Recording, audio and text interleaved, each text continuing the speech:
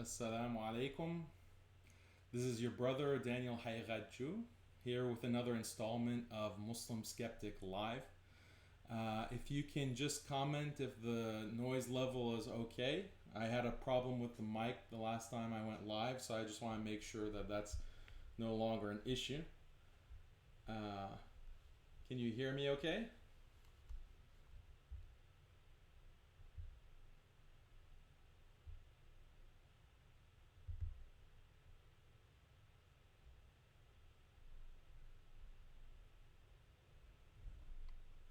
Okay. Okay, if there's any issue with the sound, please just try to comment. I also set up a different kind of system now for checking comments, and hopefully I can respond to more of the questions that you have or comments that you have for me, inshallah. So let me know if there's any issues that come up with the stream. Okay, Bismillah. There's a lot to cover today. Last week, I was not able to do the live broadcast because I had been banned from a couple of social media outlets, including Facebook. So, Facebook, there was a 7-day ban that I went through, and I'll explain exactly what happened and what came of it. So, we'll talk about that. There was also a lot of controversy last week in terms of people commenting on a few articles on muslimskeptic.com. So I want to go over a couple of important articles that I published and issues where we have Muslim figures who are pushing a progressive agenda onto the Muslim community. And so this is something very concerning. It's something that is quite an extensive network of individuals working together. We're not going to cover everything about this network, but we just want to focus on one individual and one publication that has been really brazen and in our faces, and pushing wrong ideas, deviancy, and in general progressiveness. And so we'll define what progressiveness means. We'll talk about what are the dangers of these things that they're pushing and how they're doing it, how they're getting Muslims to accept these kinds of really bad ideas. Okay. Now, if you want more content from me, then you can always check muslimskeptic.com. That's where I publish most of my material. That's something that inshallah you can rely on. Sometimes Facebook or even Twitter, social media in general, will ban things that I write, or they'll delete it automatically without any kind of due process or anything like that. They'll just automatically delete it. So some of the things I write that are more bannable, I put directly on the website, and now I have to be concerned about what I even share. Because before it was just the content in the post itself. So if I write a message or a few paragraphs within a post on Facebook, then they have an algorithm that will scan that for any kind of words that they deem as being contrary to their community standards, and then they'll delete the post because of that. But the recent thing that happened was that I had written an article on the Sultan of Brunei, on the implementation of hudud in Brunei by the government there. And there wasn't anything that I had put on the Facebook post itself or the Twitter post itself, but it was still banned. So now Facebook is actually going and reading the content and banning people, banning myself just for sharing the link without any actual content on their platform. So this is the extent to which they're trying to control what people say, to control what ideas are being shared online, and this is what's happening. So let me just bring the mic closer to my mouth here, so that hopefully the sound is better. Yeah, I bought this mic. It's supposed to be a professional mic, a Yeti mic, and it was at first very loud, and I had to put the mic further away because people were complaining about the sound being too loud. But now I don't know what happened. Suddenly it's the volume is very low. Even if I have it close to me, it can be too low. So I have to check and troubleshoot what's going on with the mic. Okay, so we want to talk about these subjects today, inshallah. As always, feel free to put your comments and your questions as we go through each of these topics, and we'll discuss it, inshallah. But first, let's begin with some ayat of the Quran, which is what we do in this show typically. Oh, sorry. Let me turn off my phone.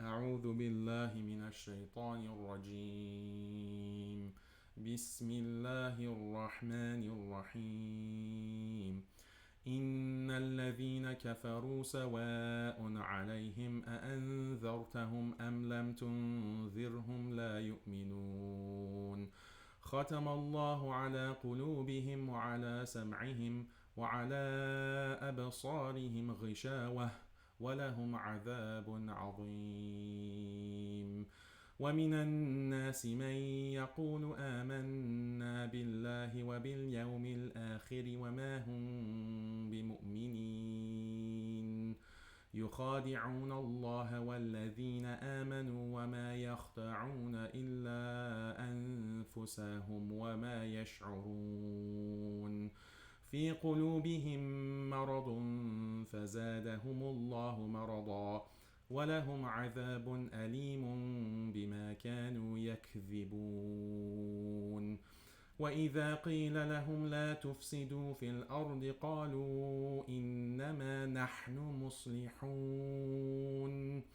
ألا إنهم هم المفسدون ولكن لا يشعرون صدق الله العظيم. So these are ayat from Surah Al-Baqarah, right in the first juz.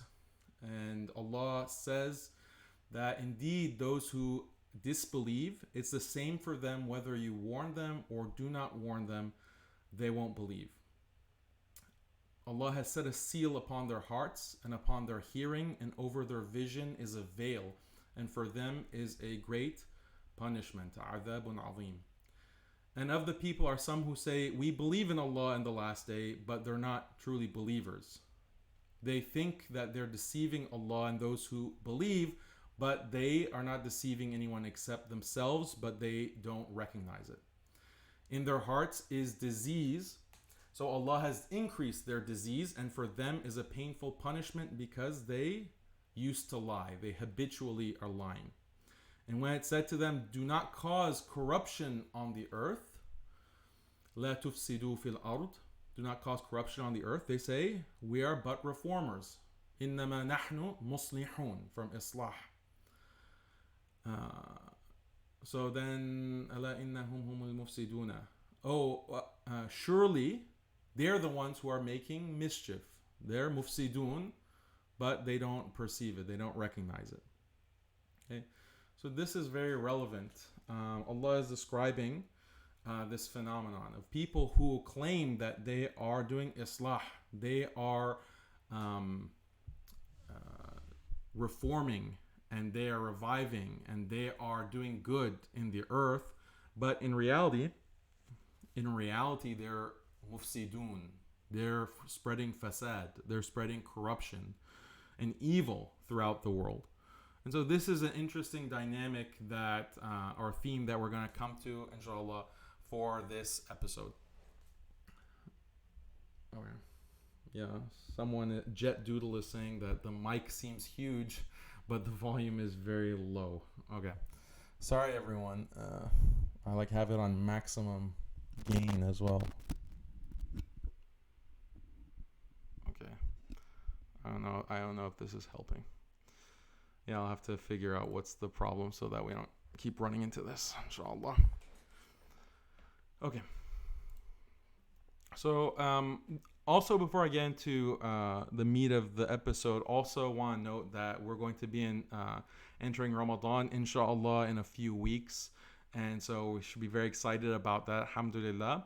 And the advice that everyone is giving, and I just want to remind, because reminders are beneficial to the believers, is that let's try to ramp up our ibadah. Let's try to ramp up reading Quran.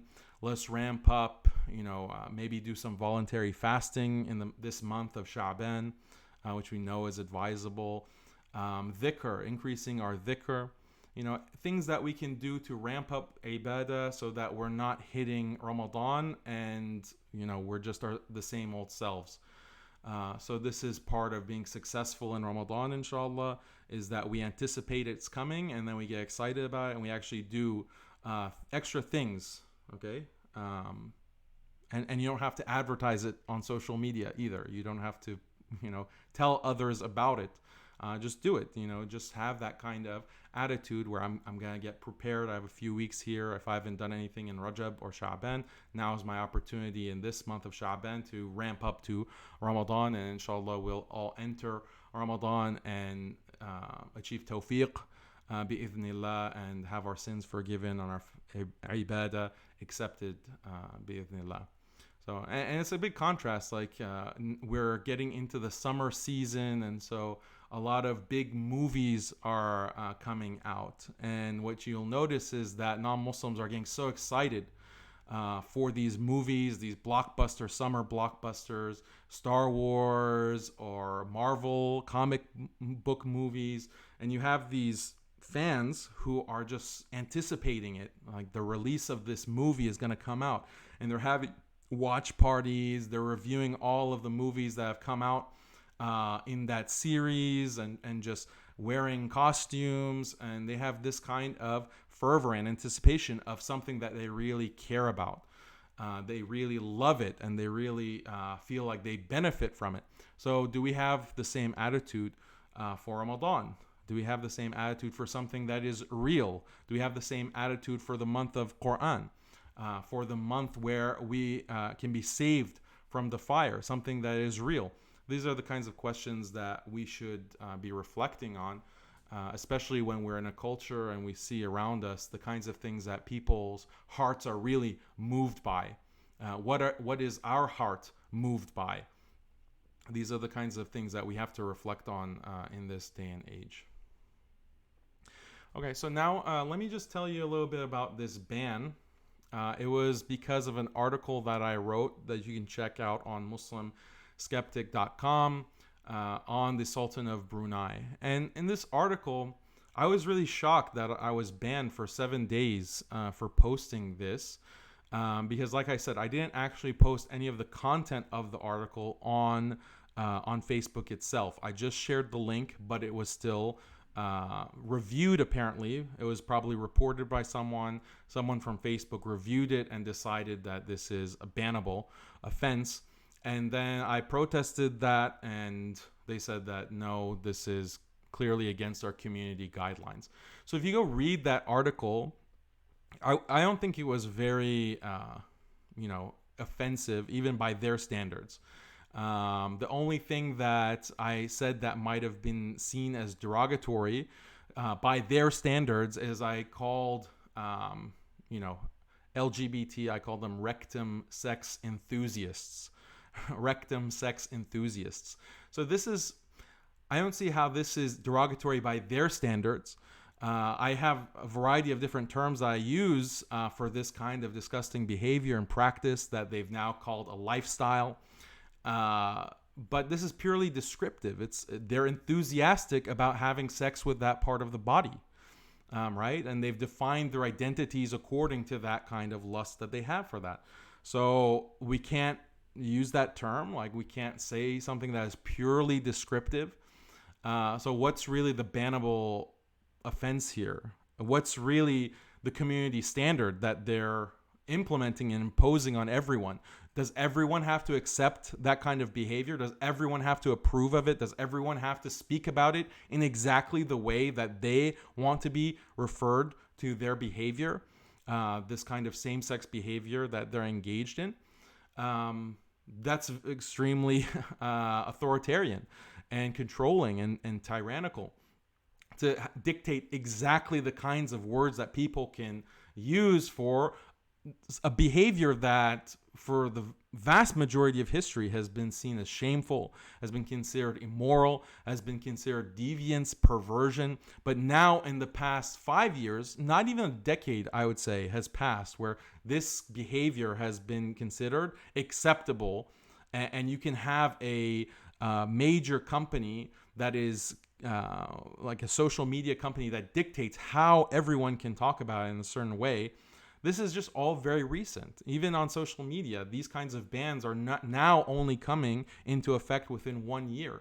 So they're imposing things at such a fast rate on everyone, and essentially engineering the culture, engineering the way that we think about these issues, how we can talk about it, because the way that you're able to talk about an issue affects the way that you think about the issue. And that's exactly why I use these kinds of terms that are, irreverent, right?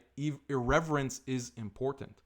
So when I say someone is a rectum sex enthusiast, okay, I'm referring to people that are really in your face promoting this kind of perversion. Or if someone refers to, these are sodomites, right? We're deliberately using irreverent terms, because why should we respect this? Why should we act like this is just a neutral practice that, you can be in favor of or you can be not in favor of? No, we have to talk about things the way that they are. We have to refer to things the way that they are in reality. And the reality is that this is disgusting behavior. This is a perversion. So so the fact that you're controlling how people speak about an issue, you are in reality affecting and controlling how they think about the issue, how they feel about the issue. And this is a big issue, because we know that when it comes to Islam, in our religion, we know that what Allah has said about this and this behavior, and we know what happened to the people, Qawm Lut, the people of Lut, the Prophet. And we know that history, and I've covered it many times in Muslim Skeptic Live and on the website. So I'm not going to belabor that, but just think about how there's no neutrality here, right? There's no neutrality. Oh, because I got criticized. I got criticized by Muslims for saying, oh, when you say rectum sex enthusiast, that is so insulting. That is so rude. Where's your adab? Where is your, humanity? Where's your mercy? No, where's your mercy? Where's your rahmah? Where's your humanity? Okay? This is something that is vile. The fact that you don't perceive it as such, and you're not going to talk about it and discuss it as such, and you're insisting on reverence and respect, then that shows that you've already bought into, you've already drunk the Kool-Aid, right? You've already bought into that mentality and that ideology, and you're just pretending to have some opposition to it, right? If you truly are going to understand this action and this behavior for what it is, then refer to it by what it is. And if you do care about people and you want them to rectify their ways and to act and behave differently, then show them, and let's have a culture where we speak about these things in terms of the reality of it. And how do we determine what is real and what's not real? That's from Allah and His Messenger, sallallahu alaihi wasallam. And so even when you look at in the Quran, when Allah is relaying to us the conversation of Lut with his people, Lut is not showing respect to their behavior. He's saying that, are you doing something that no one before in creation has done? No one has done this behavior before. And so he's speaking with, you could read that as being angry. And the tafsir will mention this, how he was shocked, like he's chiding them. He's giving them, this kind of negative, very negative reaction. And so that's important. How we speak about something, how our attitude towards something, our discourse on this kind of sexual deviance matters. Calling it a sexual deviance matters, right? All of these things are important for our thinking of the subject. And so I'm very deliberate and insistent on writing in this way. But unfortunately, it's unacceptable according to community standards that have been defined for us and are imposed upon us. So, all this talk about, freedom of speech and, we have the First Amendment and so many liberties in the West. I mean, this is all just a, charade. This is all just smoke and mirrors. They will allow for the kinds of speech that doesn't threaten their system, speech that doesn't threaten their culture. Okay, it doesn't threaten Western culture and Western systems of power to say that, to insult a religion or to draw a cartoon of the Prophet sallallahu alaihi wasallam. It doesn't hurt their system of power if you write something mean about Donald Trump. Like, you write something mean about Donald Trump, it's not really going to affect much. He's in power.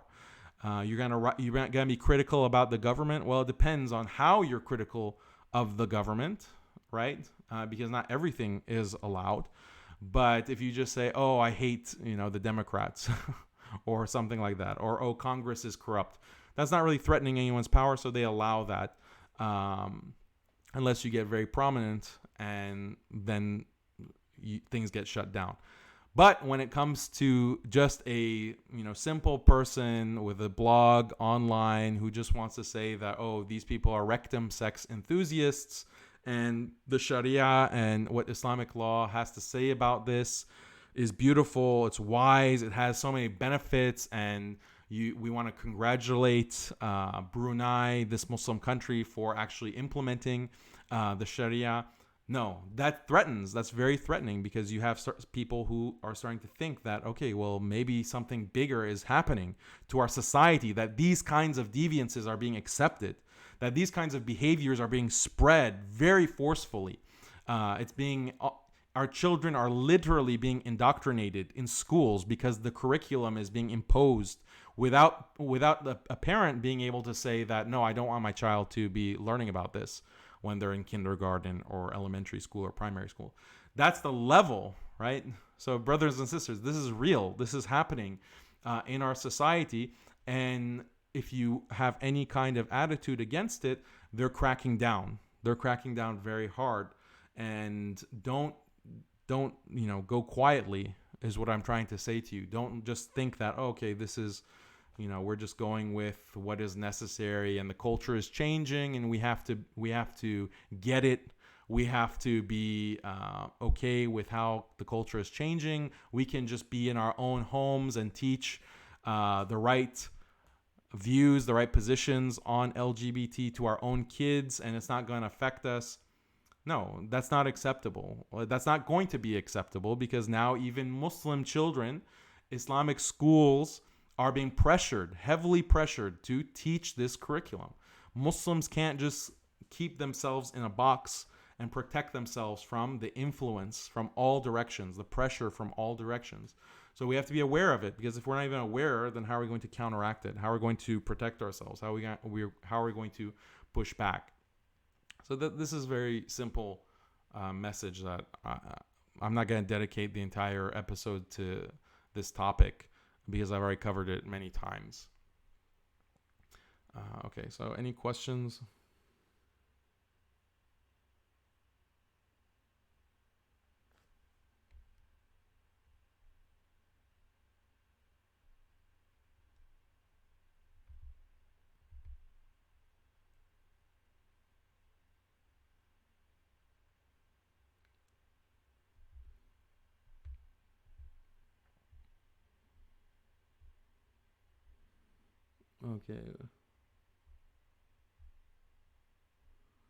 Okay, so Hassan here is asking a question that I've already addressed many times, but he keeps asking it.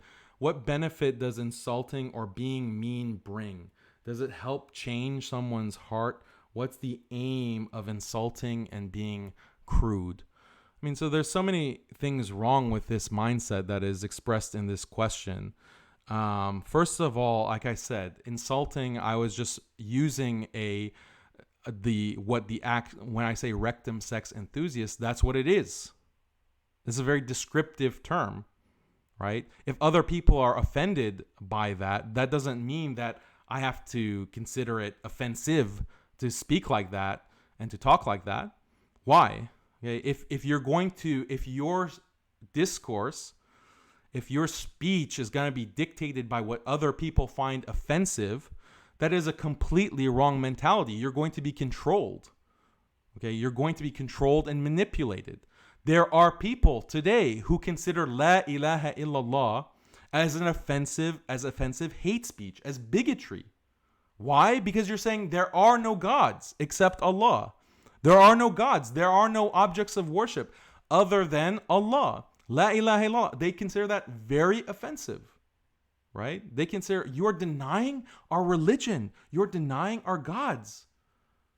That's not right. Where's the respect? Where's the compassion? And I can just imagine some Muslims saying this too, right? Some Muslims today, their brains have been so addled that they'll say, brother, please, La ilaha illallah, do you really have to say the shahada? Do you really have to say La ilaha illallah Muhammadur Rasulullah? This is exclusive. You're being exclusive. You're excluding so many people. Please, brother, please. Stop alienating others. Do you think you're going to change people's minds by saying that their gods have no reality, that have no basis? Do you think that's really going to draw people close to Islam? Please, brother, please, have some adab, have some rahmah. Okay? So this is the first point. The second point is that not everything is about changing people's hearts.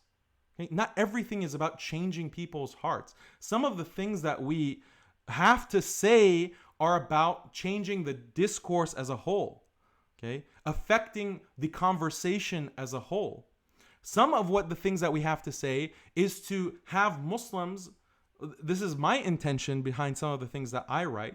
Yeah, some of the things are more aggressive. They're more clear-cut. They're more black and white. They're more forthright. Why? Because these are issues that we have to be clear-cut on.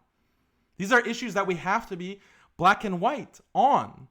There's no ambiguity. There's no gray area. So this kind of wishy-washy attitude that some people have, and I'm getting sick and tired of it, to be honest. This wishy-washy attitude that they have and everything, oh, well, there's nuance here and there's nuance there, and oh, we have to be diplomatic here and we have to watch out and not be politically incorrect over there. This is a disaster because it's muddling the thinking of the average Muslim. It has the potential to muddle the way that our youth are thinking about these issues. Okay?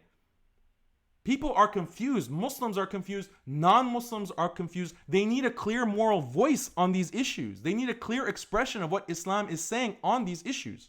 The truth, right? Yeah, some people will find it offensive. They deliberately are labeling it as offensive. They're labeling the truth as offensive. Why? Don't be naive. You're being manipulated. You're just being manipulated as a pawn. Like, oh, okay, offense. Who is deciding what is or is not offensive? Who decides that? Whoever decides that has all the power and has all the control, right? They're going to define whatever is the truth, whatever Islam says, whatever Allah says. That is all being defined as offensive. If you speak about it the way that Allah speaks, the way that the Prophet ﷺ speaks, okay? What did the Prophet ﷺ say? Okay? If you find someone doing this action, the action of Qawm Lut, kill the one who is doing it and the one that is being done to. Should we teach this hadith? Can we even cite this hadith?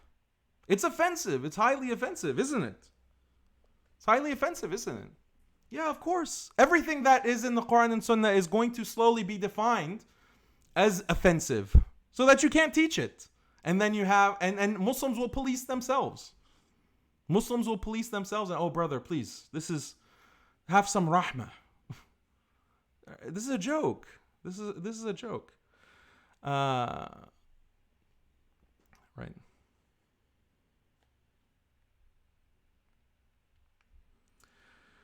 So, yeah, so we have to, this kind of attitude of what is the use of being mean? Yeah, there's a big use for it. It's very important. It's very important to be mean. Okay? Some conditions require being mean.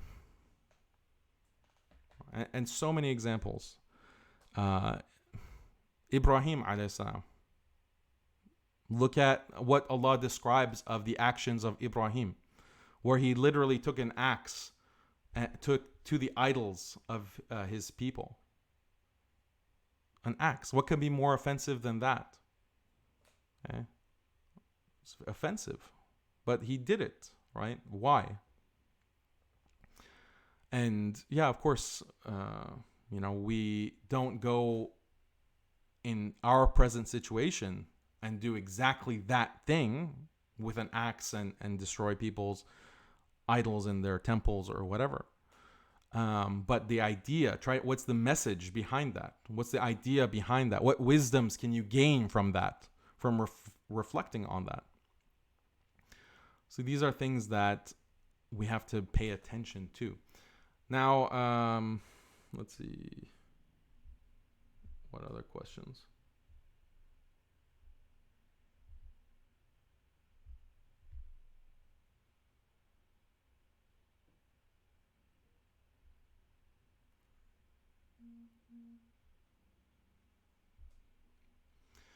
Okay. Let's talk about some of the small backlash that I got for that article, because it was picked up by conservative media.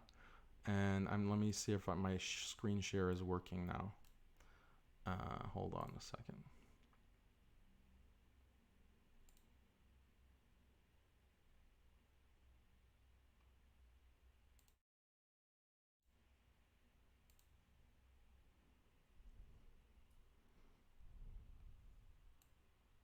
Okay. Looks like I'm having trouble.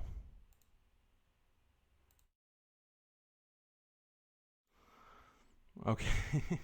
Okay. Technical difficulties. I'll just describe it for you.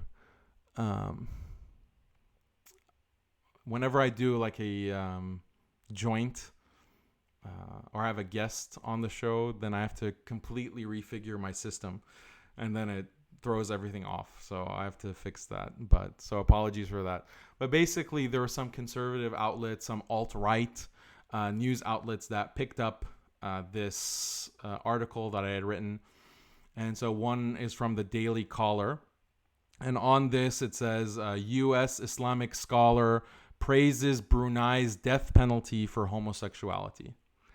U.S. Islamic scholar praises Brunei's death penalty for homosexuality. So this is something that was published, and it's about the article. It's about on MuslimSkeptic.com. First of all, calling me an Islamic scholar, which is funny. I was joking about that they're giving me ijaza. They're calling me Islamic scholar, which I'm not, but funny note. And then they also mischaracterized things as well, because in the article, yes, I'm praising hudud. Yeah, of course. As every Muslim should. Every Muslim should praise hudud. And every Muslim should be happy when the Sharia is implemented somewhere in any aspect. If a country is going to ban riba, if a country is going to implement zakat and enforce zakat from Muslims, or implement jizya, or implement any aspect of the Sharia, that is a good thing, right? If a country is going to implement more separation of the genders for modesty purposes, these are all good things, okay? And we have to have a nuanced understanding of exactly how these things are being implemented. But in general, we have very happy sentiments. Even if the country in question might not be perfect in many other ways, that's fine. Like, praising one aspect of a country doesn't mean you approve of everything that country has ever done and every aspect of the leadership of that country. No, that's not what is implied by that. And the Muslims who attacked me or said that, oh, Daniel is praising Brunei, but Brunei has so much corruption. Brunei has so much evil that the rulers have done this and that. Okay, so I wasn't criticizing, or I wasn't praising everything that the Sultan has done or his family has done. No, I'm praising one specific aspect of what he has done, which is implement hudud for these kinds of crimes like zina and same-sex behavior. So that's one point. And again, these Muslims are fine. They're praising the government all the time, the U.S. government. They're praising the governments of many non-Muslim countries for a variety of policies. Remember, like Obama as president, how much praise did he receive from Muslims who would praise every other action that he did? But if you pointed out, oh, what about his drone policy where he's actually killing Muslims and he's actually increasing surveillance of Muslims and he is detaining Muslims in Guantanamo Bay and he is destroying entire countries through war, like Libya, where he, gave the green light for the invasion of Libya. All of these kinds of things. Oh, well, no, of course, we're not praising that, but we can still recognize all the good that Obama supposedly does. So this is their double standard. But if you praise a country, a small country, very small, with a population less than 500,000 for implementing hudud, then you're being hypocritical because you're praising him for the hudud, but you don't recognize that they also have problems in that country. So this is people who are missing the point. Anyway, back to this article. It's also inaccurate to say that Brunei is implementing the death penalty for homosexuality, because that's not true. They're not really implementing the death penalty for homosexuality.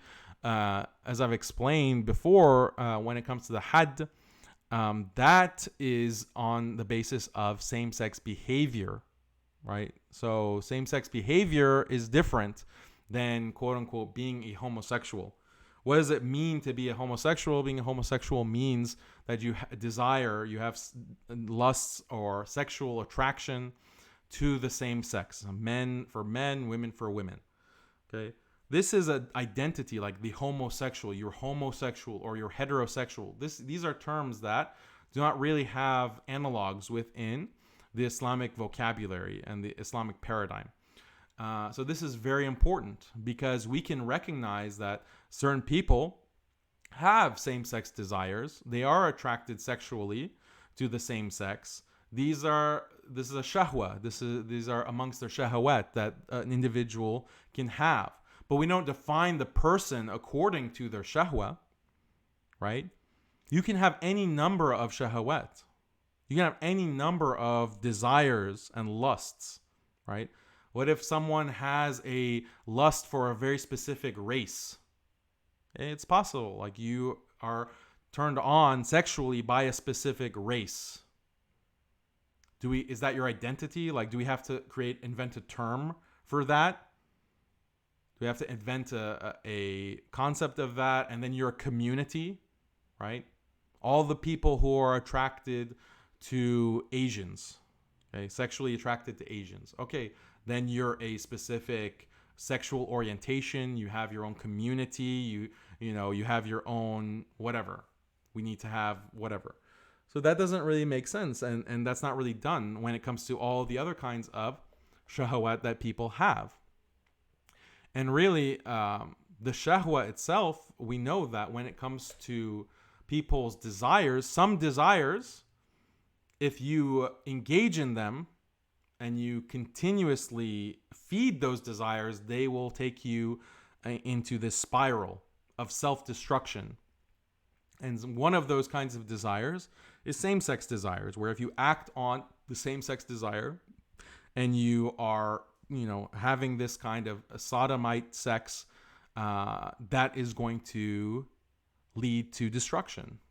Okay? And Allah is describing this in the Quran when He calls Qawm Lut engaged in israf. They're musrifin because they are going beyond the bounds that Allah has set. And they're not satisfied with what Allah has made permissible for them. They constantly want to push. They constantly want more. They constantly want more variety for sexual behavior. Okay, This is feeding the shahwa by violating what Allah has commanded. And this is what shaitan drives us to do, to constantly go into perversions. And I've described this in detail. And when it comes to pornography addiction, this is something that is recognized. People who study the addiction of people who are addicted to pornography will note that they develop a tolerance, right, for the kind of pornography that they're watching, and they need more variety, because now, like a drug, okay, after a certain level of usage of a drug, then your body develops a tolerance for that drug, and you don't get the same kind of high. You don't get the same kind of feeling that you used to do when your body still hadn't gotten acclimated to that drug. So then you have to up the dosage of the drug, or you have to start taking other more powerful drugs to give you that same kind of feeling, that same kind of high. So this is what addictive behavior does to you, is it drives you to keep going, wanting more and more and more and more, and then you're destroyed, right? You'll overdose, you'll become a heroin addict, a meth addict. Your whole life will be destroyed because of that substance addiction. Well, the same thing with other kinds of desires. The same kinds of thing happens when it comes to other desires. And those who study addiction, the psychologists who write about addiction, have noted that when it comes to pornography, that's also the case. More extreme types of pornography, more extreme types of things that a person needs to get that same level of feeling and arousal that they were getting from before. So they push and push and push. And that's why a lot of people fall into same-sex desires even. Okay? They didn't have any desire for the same sex in the past, but then because of continuous exposure to pornography and the addiction to pornography, then, okay, well, maybe that's something interesting. Okay, I've already seen all kinds of acts done to between men and women. Well, maybe let's see what else is on offer. Okay, men and men, women and women, and then even more and more and more. So this is destruction. This is self-destruction, and this is what israf can refer to, is that you're not satisfied with what is available and what is pure and permissible. You have to keep pushing it and pushing it. So in this article that I wrote, I describe some of this. I describe how same-sex behavior is so destructive for an individual. It's destructive for society as a whole, and that's why Allah, in His wisdom, has sent this as had, and the Prophet ﷺ has mentioned the had for this kind of behavior. So it's the behavior, not being homosexual. Okay, because it's possible, again, that someone has these desires but doesn't act on them. In fact, controls the desire, prevents himself from acting on that desire, tries to get rid of the desire somehow, or control it, manage it. So those are all praiseworthy things that Allah will reward a person for bringing their nafs into control, bringing their shahwa into control. It's not death penalty. So this is what the average non-Muslim is thinking, maybe, when they hear about the laws in Brunei. They think, oh, well, there's these squads, police squads that are going around. Oh, you're a homosexual? Okay, get in the car. We're going to go stone you. Right? Or we're going to go execute you. No, this is a Orientalist, ignorant fantasy that they have about what the Sharia is and what Islamic law is. If they understood these kinds of destructive effects and consequences that we're seeing around us. We're seeing the destruction of this kind of israf and this kind of sexual deviance and perversion and the feeding of desires. We're seeing the problems all around us. This is affecting our children. It's affecting the moral character of society, and so on and so forth. So if they recognize that, and some of them do, some of them recognize these problems, then how do we stop it? How do we prevent it? How do we curb it? And we curb it through penalties, through legal consequences, through punishments. These are all deterrents. It's deterring this kind of behavior for the benefit of society, for the preservation of society, for the preservation of humanity. So these are the kinds of things I discuss in the article. But again, Facebook thinks that that's hate speech and bigotry, and so it bans it, right? So this article is on the Daily Caller. Let me read you a quote from it. Okay. Daniel's praise for the death penalty for homosexuality in Brunei seems to conflict with comments he has made in the past concerning violence against LGBT individuals. And then he quotes me as saying, I have been clear that bullying, assaulting, or indiscriminately killing people merely because they self-identified as or are presumed to be gay is something Muslims around the world should oppose according to their religious principles and traditions. This is something that I wrote almost 3 years ago. So am I contradicting myself? Am I contradicting when I say that I'm against bullying and assaulting and killing people just because they, self-identify as something? No, there's no contradiction here, right? Because what did I just say? It's about the hudud are about actions. Someone who behaves in a certain way, and that's proven in a court of law, and there's a procedure for determining whether someone is guilty of committing a certain kind of sexual crime, and they're convicted of that in a court of law that is operating according to the Sharia, then, okay, that's the action, that's the behavior. That's not the same thing as indiscriminately killing or going around and assaulting people. No, I that's not what Brunei is implementing. That's not what any country that's implementing Sharia should be implementing, because that's not a part of the Sharia. So there's no contradiction there. The problem is, again, going back to the idea of homosexuality. Where does this concept come from? Does it have an analog in Islam? And the answer is no. Okay, we don't have an analog for homosexuality, and we don't have an analog for heterosexuality. Okay, I'm not a heterosexual, for example. I'm not straight. Why? Because I don't define myself according to sexual desires. That's not an identity that I take. And Islamic law, the Sharia, doesn't operate on the basis of those categories. So this makes a big difference. Okay?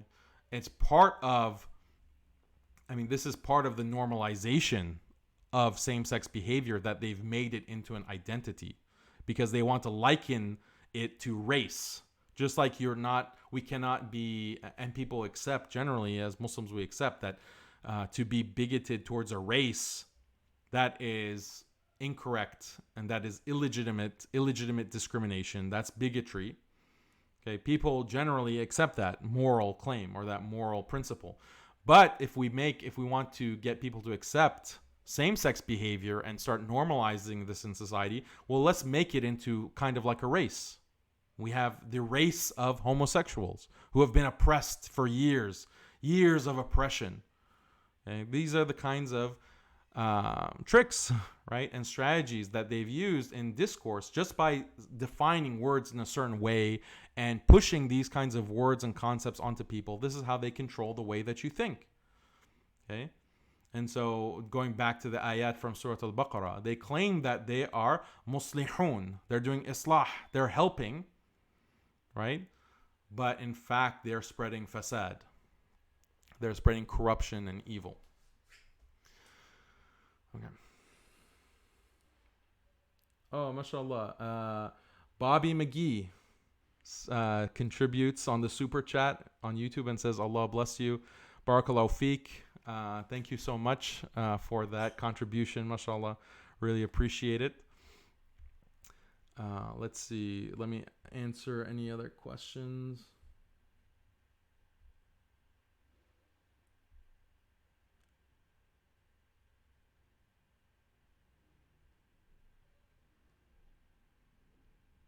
Okay. One comment here. Mustafa Aziz says, homosexuality is a non-issue.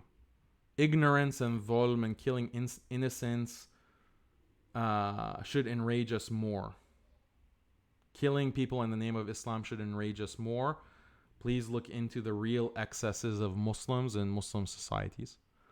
Yeah, this is kind of whataboutery, right? What about Muslims getting killed in Muslim societies? Yeah, of course, that's evil too. That's dhulm. But another dhulm is to practice israf and to feed your shahawat. Another kind of dhulm, you're oppressing yourself, you're oppressing your family, you're oppressing all of society.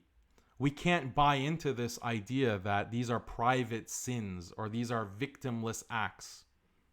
Okay, zina, this is something that I constantly will bring up as an example. Well, zina, what is the problem, right? Two people want to get together and have sex. They're not married.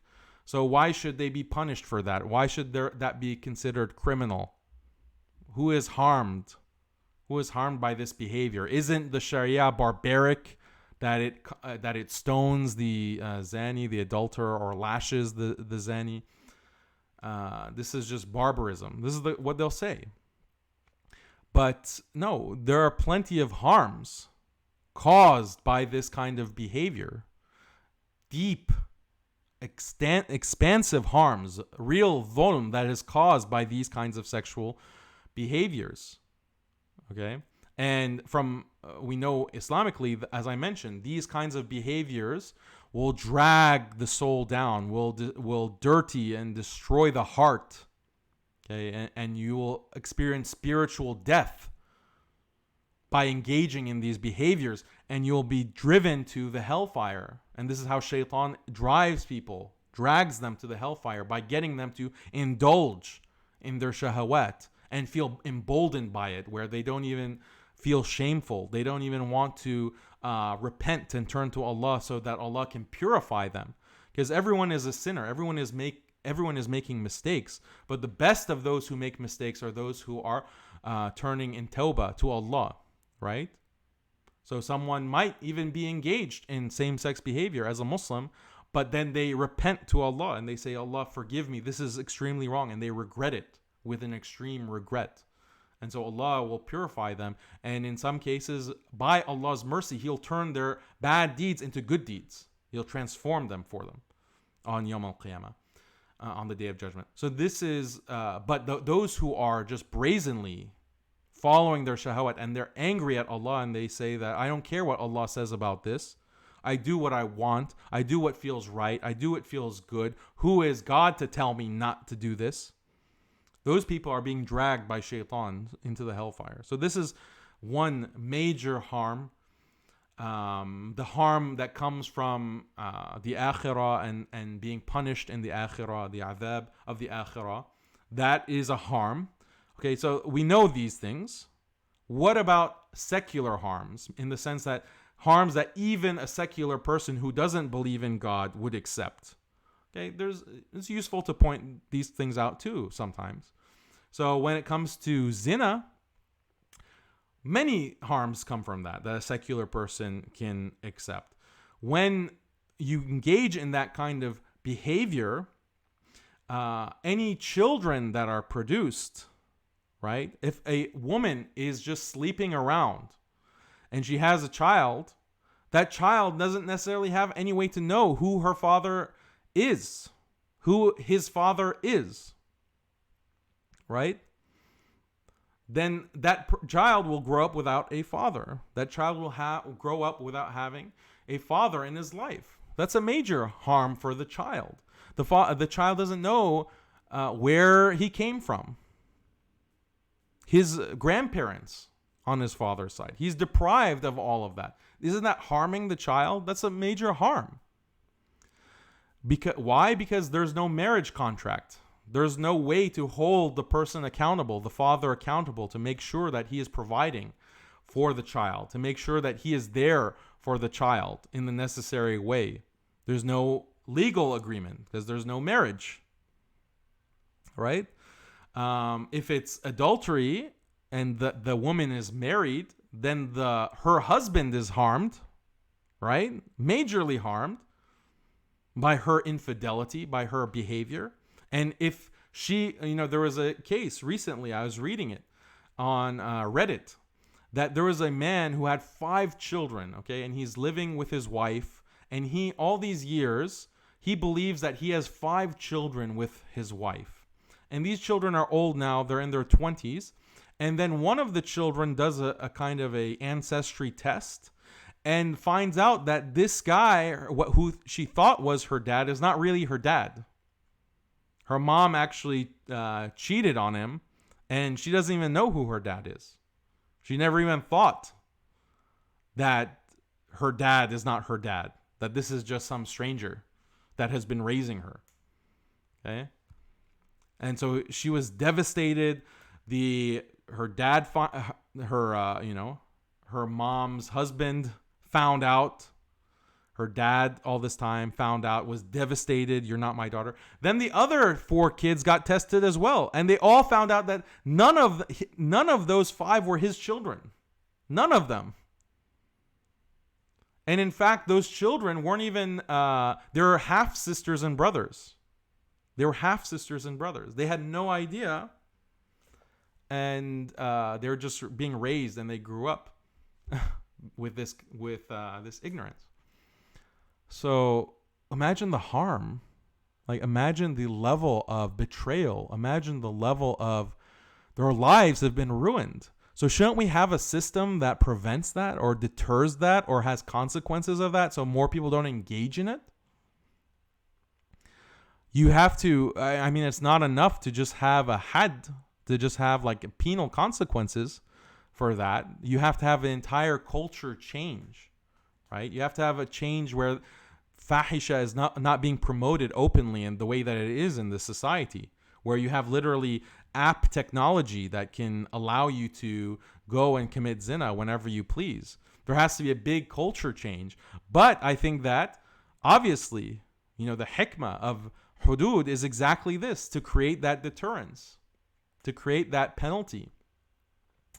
And many other harms, many deep harms on the family level, individual level, societal level by sexual deviance. Okay? Civilizationally, why do we think that Allah is even describing the consequences to the people, to people of Lut alayhi salam, Qawm Lut? Their behavior caused a civilizational, right, or a catastrophic event for their entire society. What is the wisdom of this? To reflect on this. And so people who are saying, "Oh, this is something victimless," they're ignorant. They're ignorant. Yeah. One commenter, anti-Haspara, says millions of children's lives have been destroyed because of one of their parents committing adultery. Absolutely. Spiculous says, keep in mind that when people have STDs, it gives an environment for the disease to mutate and to become even worse, right? And there's even a statement of the Prophet ﷺ where he says that new diseases are going to come when people start, openly committing zina and practicing zina. I'm paraphrasing, but this is also hadith from the Prophet ﷺ. Let's see.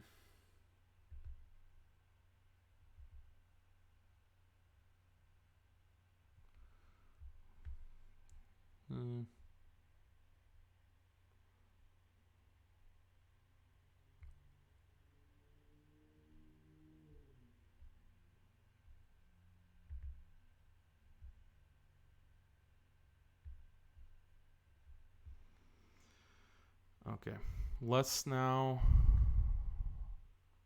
switch gears. Okay, there was a controversy recently on Ilhan Omar. They're attacking her again. Oh, wait, before I talk about that, this article from the Daily Caller, there was an article from the Daily Caller and several, I think about 5 right-wing, alt-right online blogs or online magazines. So the people who are saying that, oh, Daniel is working for the alt-right or Daniel is supporting the alt-right or something like that, like, what are you talking about? Like, who in the alt-right supports hudud? Who in the alt-right supports the kinds of things I'm saying about these issues? Right? So, it just makes no sense. Oh, and I also, one of the things that also came up was an article from Mahdi Hassan. Mahdi Hassan called the Brunei's law implementing the Sharia as barbaric, and he characterized implementing Sharia as being barbaric. So, I mean, I'm not going to do a complete analysis of his article, but it was pretty bad. And it's a shame because people are unfortunately looking. I mean, he has said many things completely off base, and his aqidah is completely off base in many ways. But he's promoted in the Muslim community as, our, a leader, a community figure. We have to support him. We have to endorse him. We have to invite him to speak. We have to put him, as the keynote speaker for our event at, these different conventions. Despite the fact that he has completely messed up views Islamically. So we should think about that and reflect. Why do we take these people as heroes? What kind of message does that give to our children? And how does that affect the discourse and the attitude within the Muslim community when we promote people like this? And I mentioned the dynamic is that why Mahdi Hassan becomes prominent, and he became prominent historically in the last decade, I would say he started gaining popularity maybe, or more mainstream popularity in the past 7 years. He just speaks out against Islamophobia. Right? And then on that basis, anyone who says something like, Muslims shouldn't be banned, suddenly is taken as a hero by the Muslim community. Another example is Khizr Khan. If you remember Khizr Khan, he was very prominent back in 2016. He was being invited to all of these conventions. He was keynoting. And why? What is his claim to fame? He answered back. He clapped back at Donald Trump. But he has very problematic, like what he stands for is very problematic. His son was in Iraq killing Muslims, right? For the invasion of Iraq. His son, Humayun, I believe, was his son's name, was a captain. And his platoon, I looked up his platoon, was involved with a massacre in Iraq. They massacred a village. So this is the person that the Muslim community in America is, at least when it comes to conventions, putting on the stage and celebrating and, we love Khizr Khan, blah, blah, blah. So the lack of principle, the lack of consistency, the lack of a little bit more reflection on the implications of what it means to support and endorse these individuals. Where is it? It doesn't exist. It's like some of us are just children. Like, he said something nice about Muslims. Let's celebrate him. And don't anyone say anything bad or mean, because what's the point of being mean? We can never be mean to anyone. He said something nice about, Islamophobia is bad. Have him speak to 3,000 Muslims at our annual convention and talk about the Constitution. That's what we really need. Okay, yeah. So when it comes to Ilhan Omar. Yeah, so she's in hot water again. It seems like it's a weekly thing at this point. And I was thinking, do I really want to delve into this issue? Do I really want to start talking about Ilhan Omar? And I just felt this fatigue with the whole thing. So I was thinking about that and reflecting, if I'm fatigued, okay, and I'm not even a supporter of Ilhan Omar, imagine how the people who are defending her, they constantly have to defend her. Imagine how they feel. Imagine how fatigued they are, right? And, I think that there is this phenomenon of victimhood fatigue, right? Where you're constantly saying, we're the victims. Stop victimizing us. Stop oppressing us. Please. Just begging. So there's got to be fatigue with this whole news cycle of Ilhan Omar saying something, she gets attacked for it, people have to defend her, and repeat. Okay? So I feel like there's a feedback loop there. In general, I think this is the big problem with social justice mentality, where you're just, everything is about victimhood. We're victims, we're being oppressed. Because if you're saying that, then the people you're accusing of oppressing you in the population, they're going to get tired of it. They're going to get tired of being called bigots all the time. Like, oh, you're a bigot because you're white, or you're a bigot because you're socially conservative. You're a bigot, you're hateful because you voted for Donald Trump, or because you're associated with a Republican Party. Okay? So people are going to get tired of it. They're going to get tired of it, and they're going to say, okay, fine, I'm a bigot? Okay, I'll show you what bigotry means. And they lash out. I'm not trying to justify it. I'm not justifying that behavior. I'm just trying to analyze it from a more objective, removed standpoint to see, like, what is the bigger picture? How are things affecting the dynamic in this country? Right? So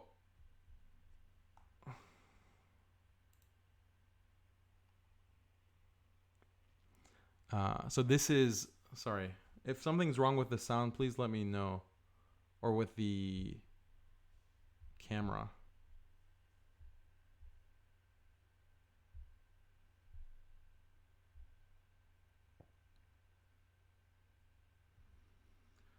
All right. Yeah, so I'm trying to analyze things from a more macro perspective. And the benefit of that is that you're less short-sighted. You're less myopic if you take a step back and analyze things in a broader way. So when it comes to this feedback loop, right? People are complaining about victimization, and they're targeting white people. The average, 50% or 45% or whatever of the country is white, conservative, Republican. Do we believe that all of those people are trying to kill Muslims? All of those people are racist, bigoted oppressors? And if so, what are the implications of constantly calling them that and telling them that? Because they themselves don't agree, right? They don't agree, so they're going to get angry. They're going to get more and more upset. Then they're going to lash out. They're going to start, their own rhetoric is going to start getting more extreme or getting more hateful. They're going to lash out at popular figures and politicians. Okay, and then when they lash out, then the social justice warriors will point out that, oh, look, see, this is another example of bigotry. We're victims. We're being oppressed. All these white people are oppressing us. All these Republicans, Donald Trump, blah, blah, blah. So this is a feedback loop. Okay, it's a feedback loop that is going to just spiral, has the potential to spiral out of control.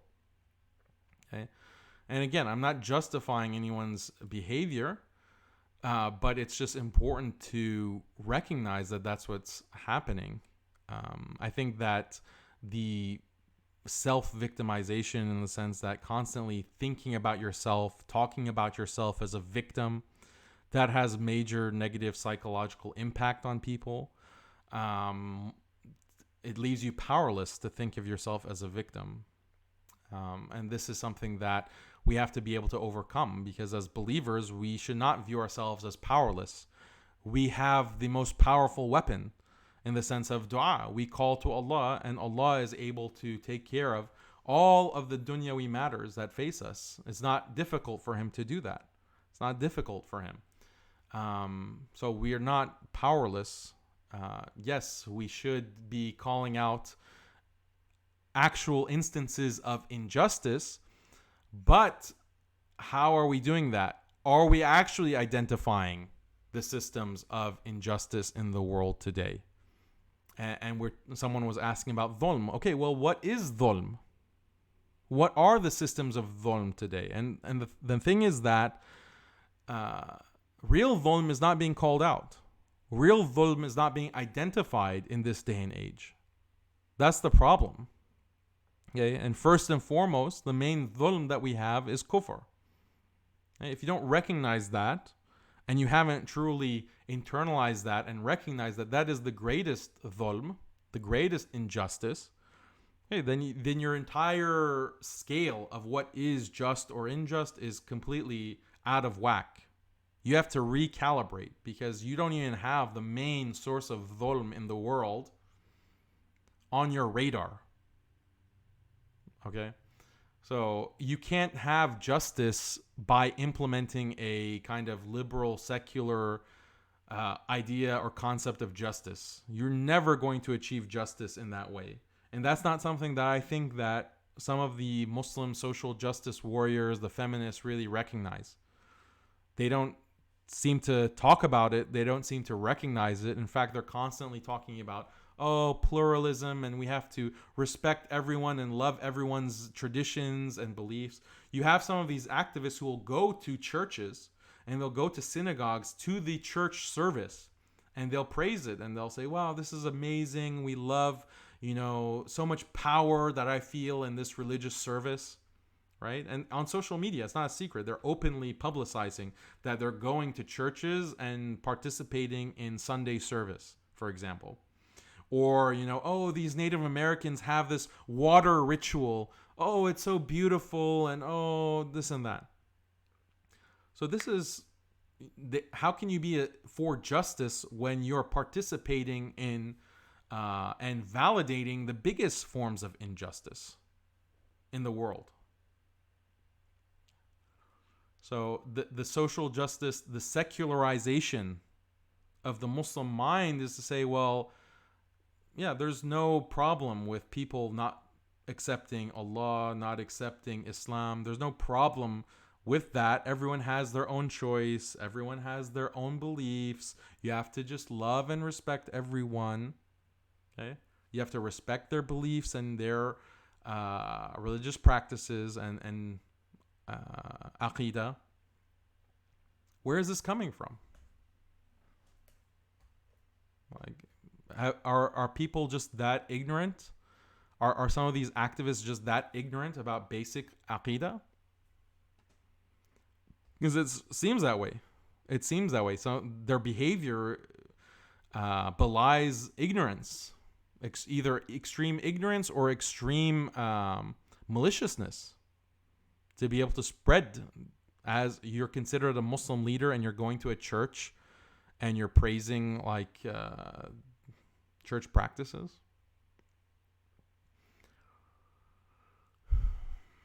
I think that the source of this mentality is that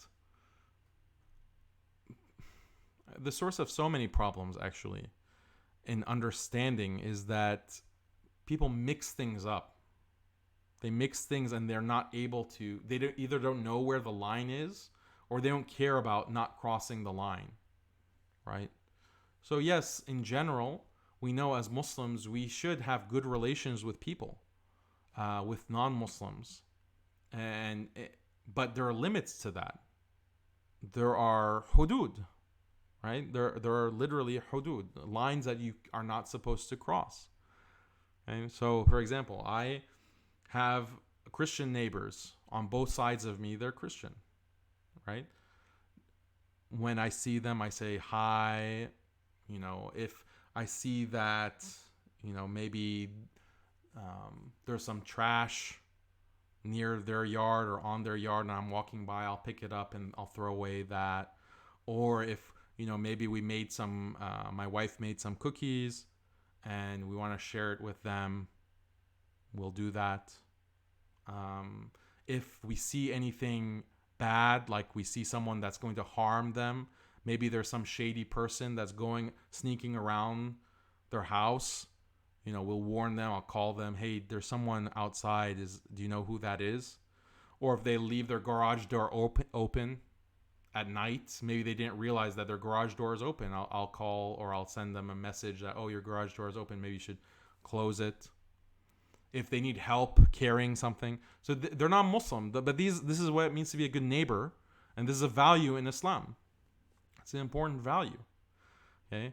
So, but if I'm mixing things up and I don't understand what the hudud are, I might think that, oh, okay, well, I should also go so far as, praising them in terms of their religious beliefs. Maybe going to their church and actually participating in their religious practice. Maybe going to mass or Sunday service.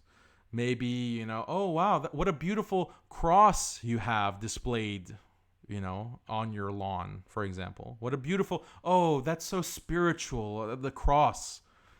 Or, oh, your church is so beautiful. Or, oh, that service was, it just touched me. Like this is going too far, right? You're crossing the line. Even if your intention is to have a good relation with a non-Muslim, maybe and the intention is, you're trying to attract them to Islam. Ultimately, you want the best for people, right? For non-Muslims, we want the best. We care about them. We care about non-Muslims because we care about their akhirah. We care about what's going to happen to them in the afterlife. We don't want them to suffer. We don't want them to be thrown into hellfire. But if they are going to insist on their beliefs, then that's the result. That's going to be the result. So if you don't care about the result, if you don't care about their akhirah, then praise them for their religious beliefs, praise their churches, praise their temples, praise their idols. You're crossing the line. Like, that's unacceptable. And I'm not going to go into every single detail of what is permissible and not permissible. And if you don't know this, you don't know the hudud, you need to study it. You need to study it. If you're participating in these kinds of interfaith activities, right, at your MSA or your masjid or wherever, you need to go study with a real alim, with a real scholar, and know exactly what is allowed and what is not allowed. Right? Otherwise, you're not in the right person to be having these kinds of interfaith relations. You shouldn't be writing about it on social media. You shouldn't be talking about it. Okay? If you haven't gone through that kind of basic study. The reason that I know these things, okay, in my limited knowledge, it's very limited, but I know where the lines are. That's the point. I know where the lines are. It's because I studied with a scholar. I studied these things, and the scholar said, this is what you can and can't do. And he spoke about things internally, how you should feel, how you should think, and then also in terms of your actions, what you can do and what you can say on the tongue. These are the things that are so important to learn. We can't just mix things up and say, oh, this is the sunnah, this is not the sunnah, just talking, without any knowledge. This is destructive. Okay. Oh, mashallah. Bobby McGee, once again, with $32. Jazakallahu khaira. May Allah reward you. I really appreciate it. That's a very big contribution on the super chat.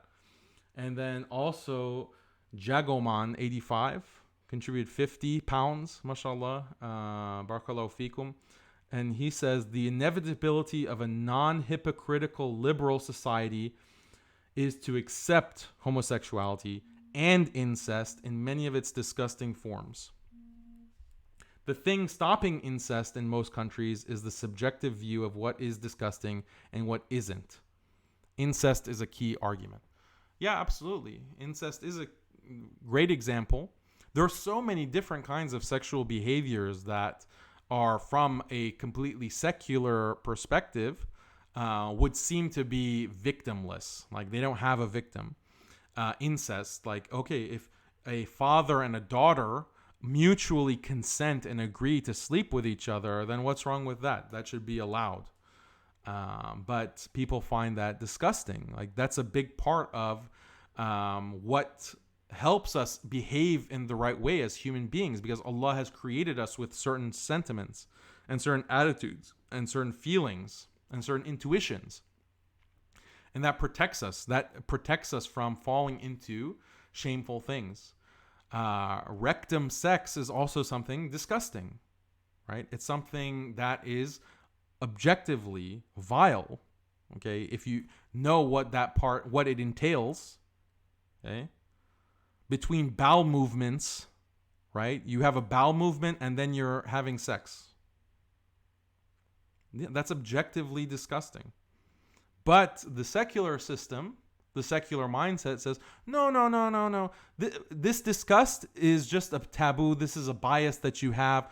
It's invalid. It has no bearing on anything. Just shut up. Don't talk about it. Just bury it. Bury that sentiment. Same with incest. How about sex with animals? There is a survey, actually. They call it zoophilia. That's supposed to be the more politically correct term for it. But bestiality, basically having sex with animals. They did a survey and they on university campuses, and they said, is bestiality something that's acceptable? And a huge percentage, the majority of college students said, yeah, there's nothing wrong with it as long as the animal accepts, as long as the horse accepts that. This is like the level of depravity that people are willing to get into. You had another survey about necrophilia, sex with dead bodies. Well, a dead body can't consent to anything.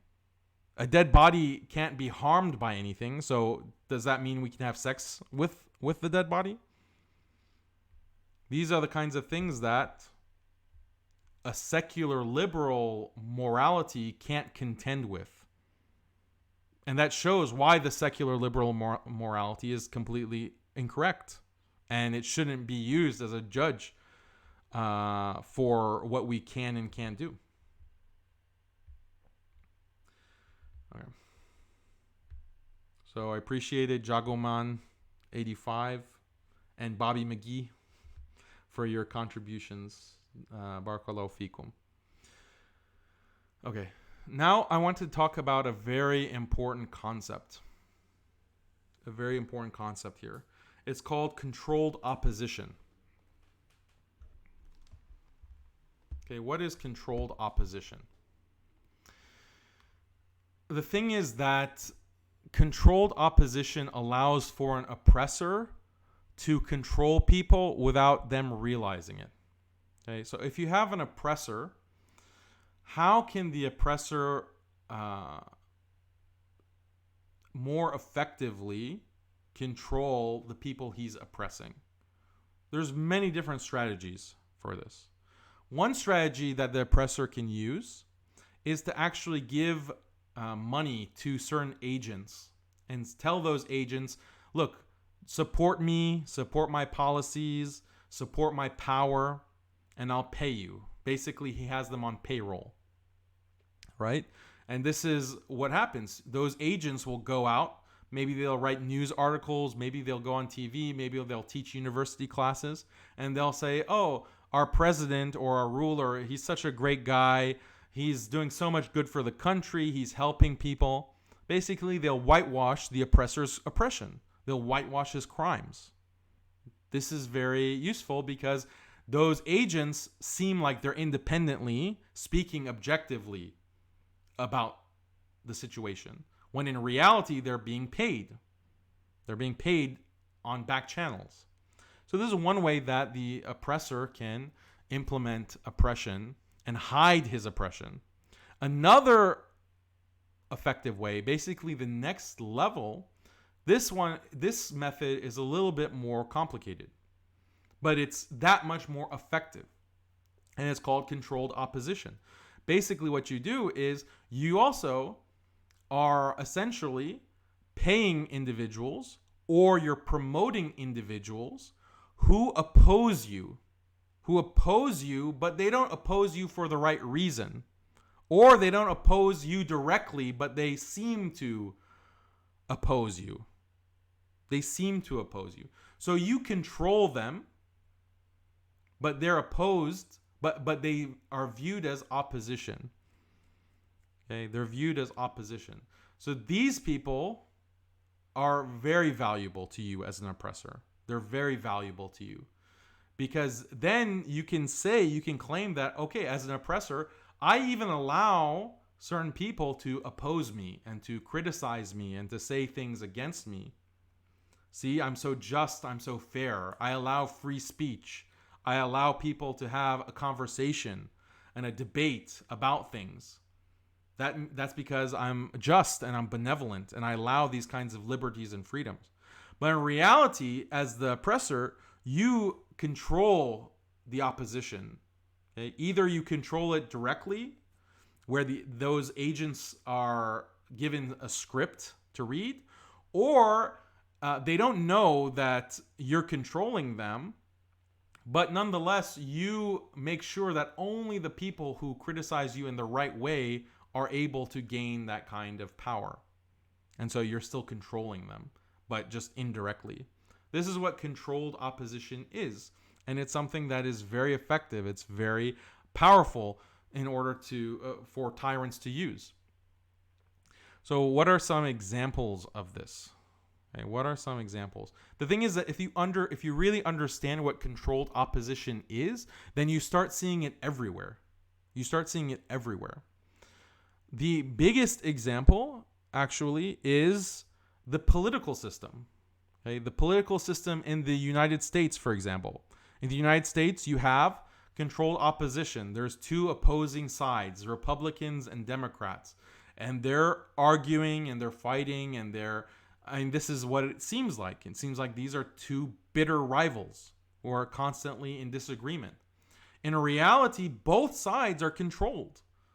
Okay, both sides are controlled by other interests, by other powers.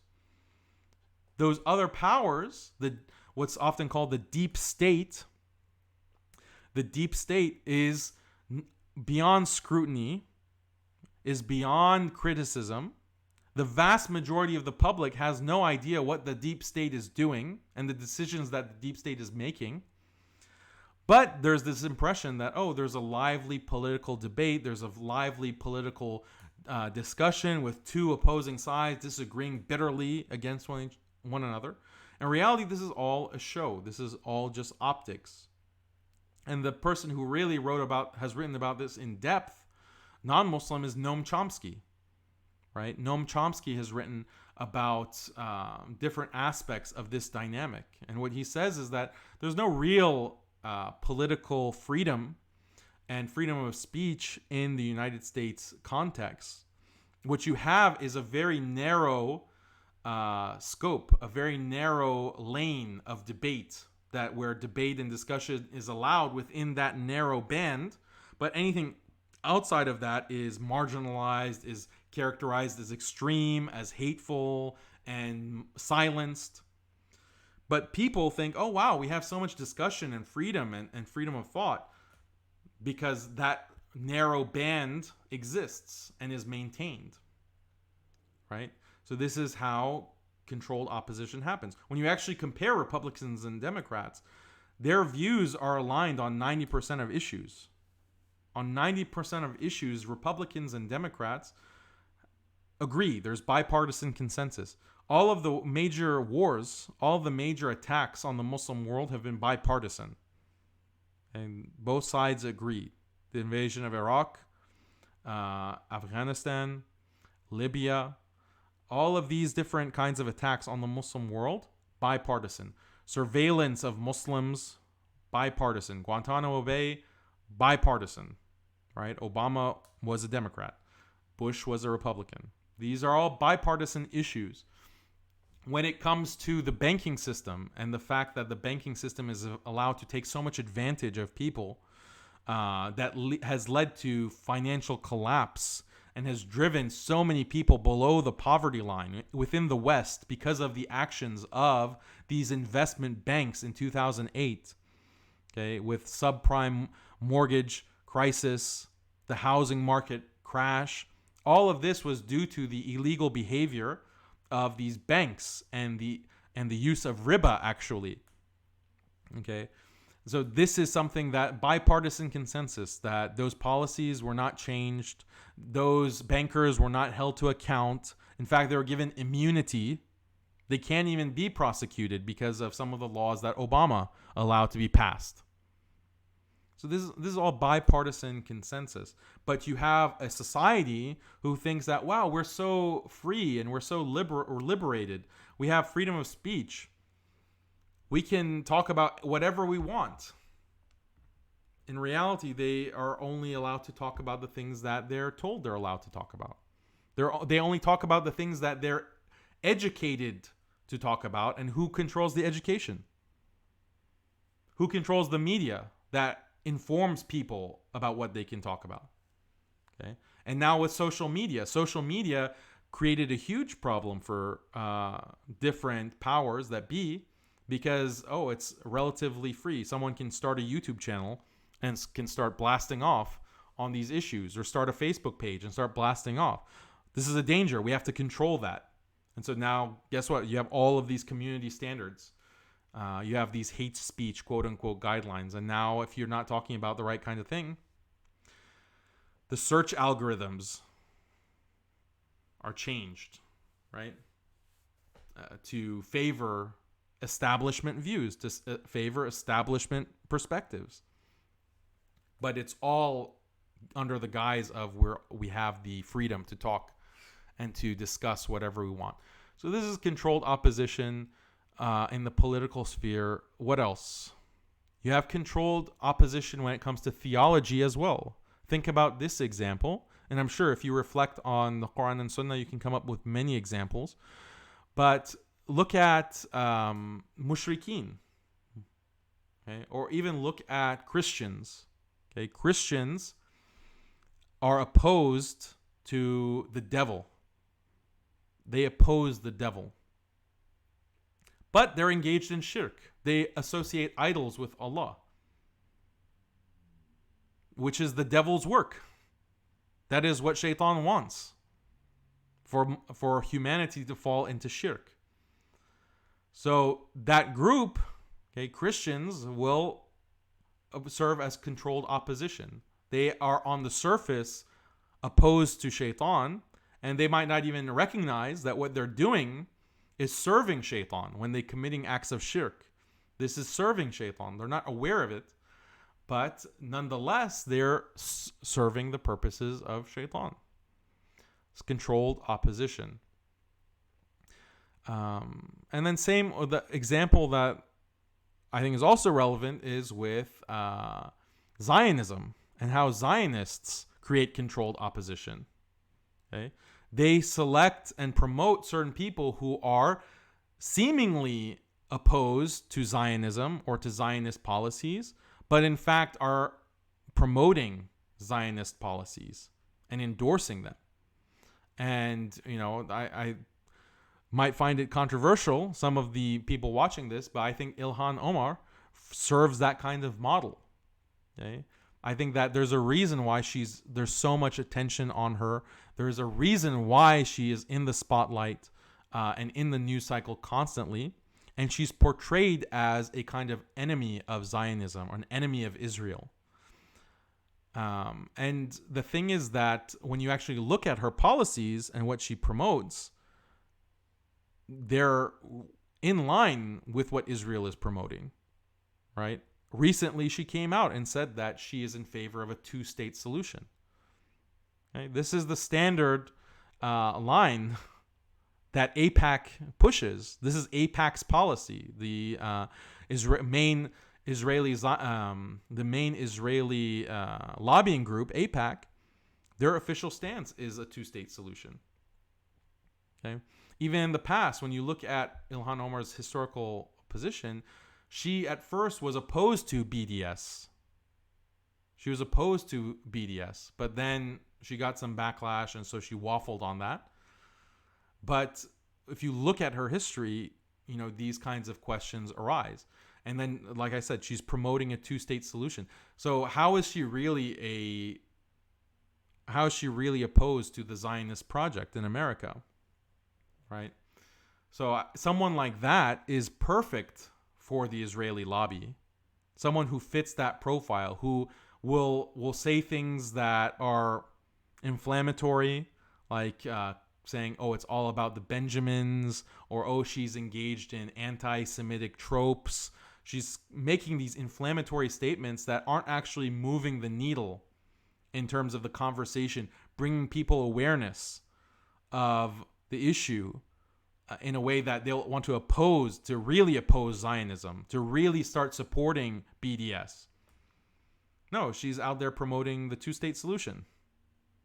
She's out there promoting AIPAC's position on the entire occupation.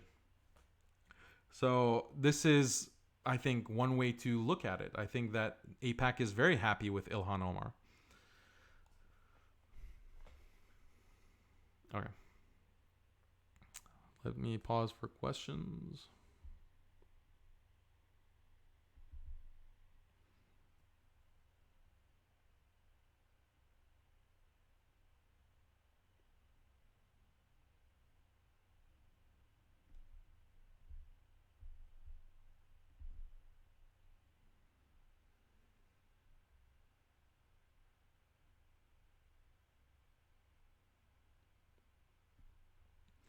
Okay.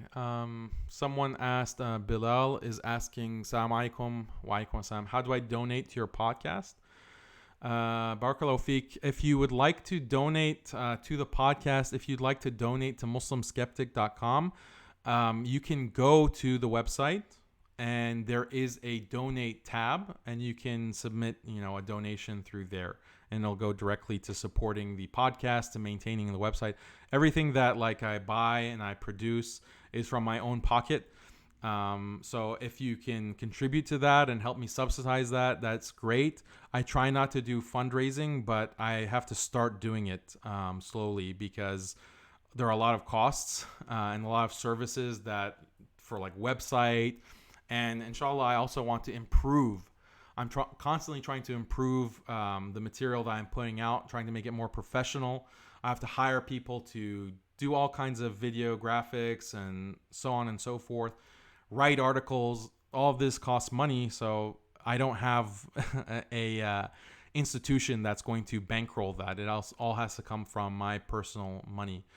So if you contribute to that, all of that goes towards supporting the cause, inshallah, and I really appreciate it. And you're also helping me be independent because otherwise I have to rely on an organization. And if that organization says, hey, Daniel, we don't want you to talk about Ilhan Omar, or hey, Daniel, we don't want you to talk about these activists. We don't want you to talk about LGBT. We don't want to talk to you about feminism. We don't want you talking about feminism or secularism, then I'll have my hands cuffed. And that has happened to me before. I have been affiliated with institutions where they've told me that. And I had to just leave because I couldn't stand it, to be muzzled in that way. But that means you're not getting a salary. You're not getting any money for that. So if you want to contribute, I really appreciate it. Barakallahu Feek.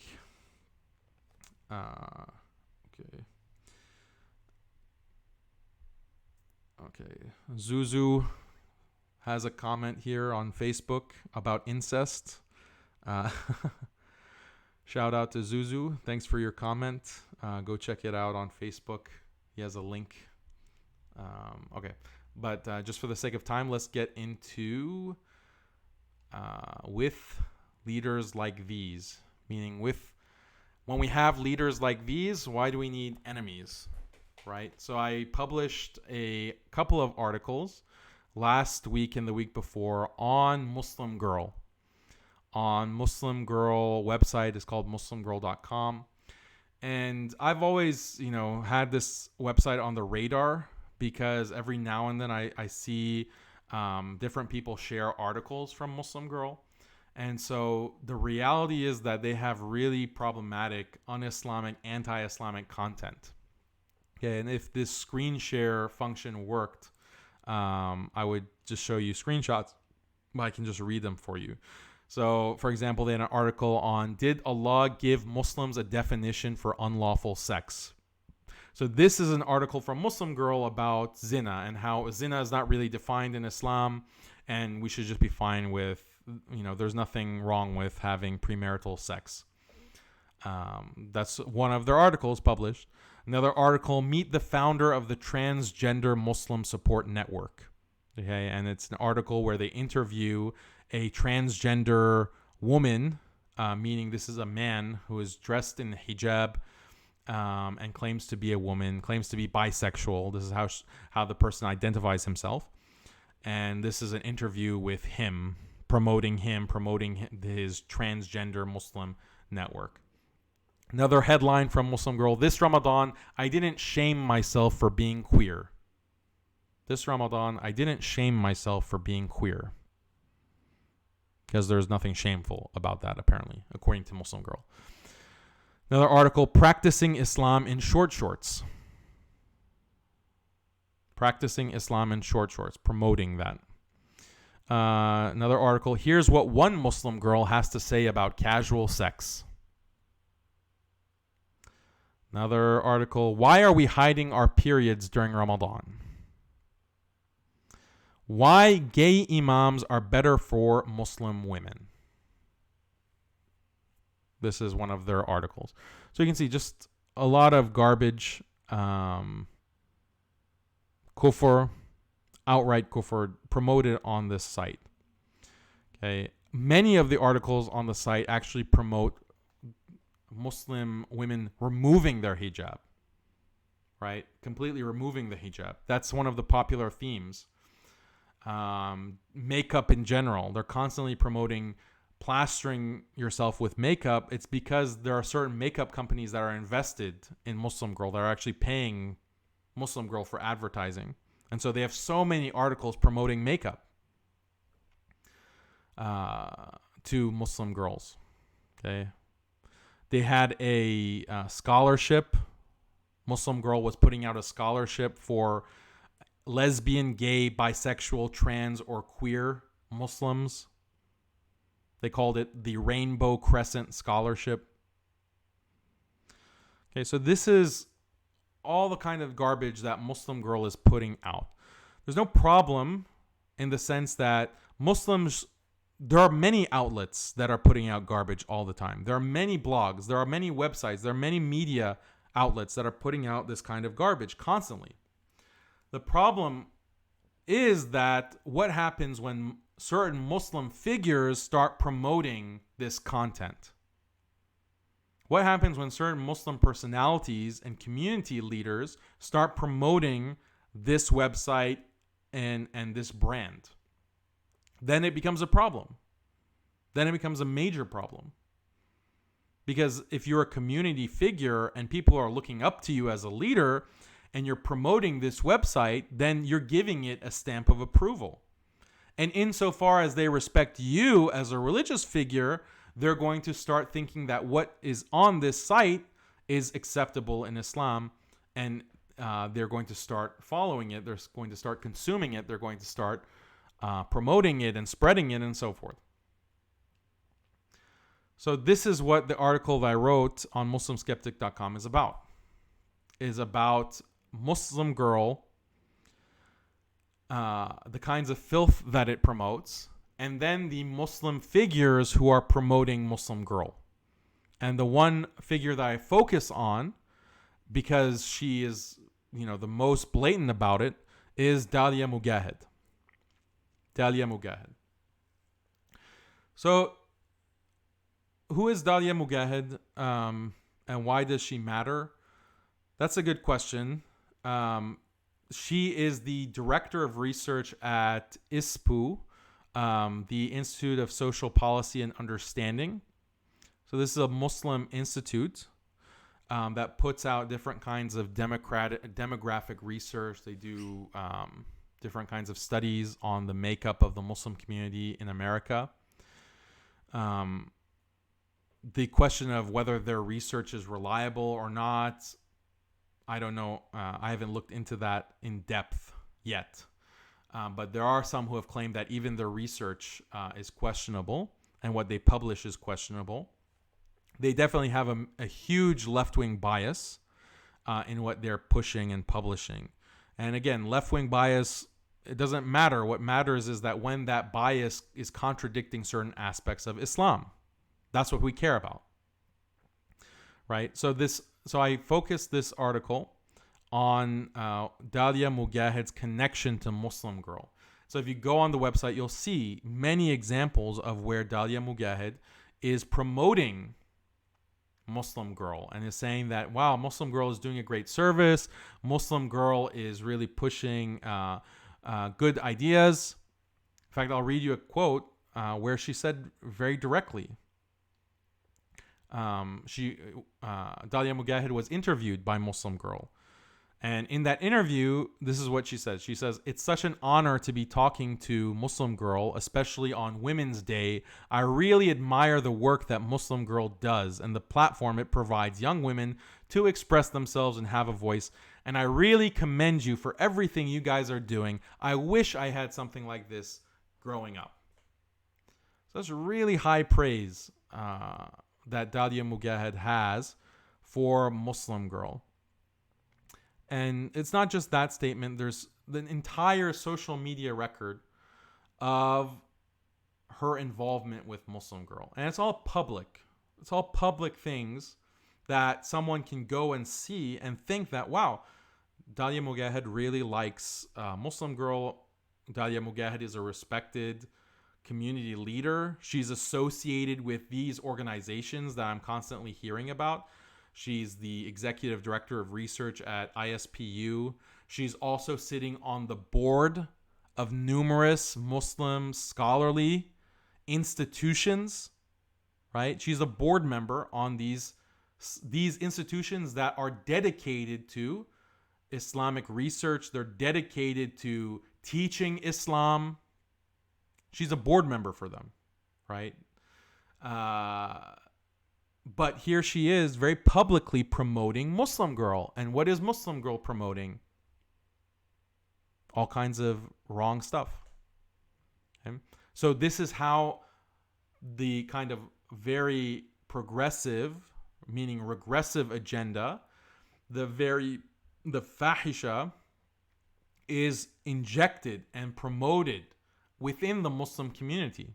Okay? Because people recognize different groups that want to influence the Muslim community and want to spread bad ideas and wrong values into the Muslim community.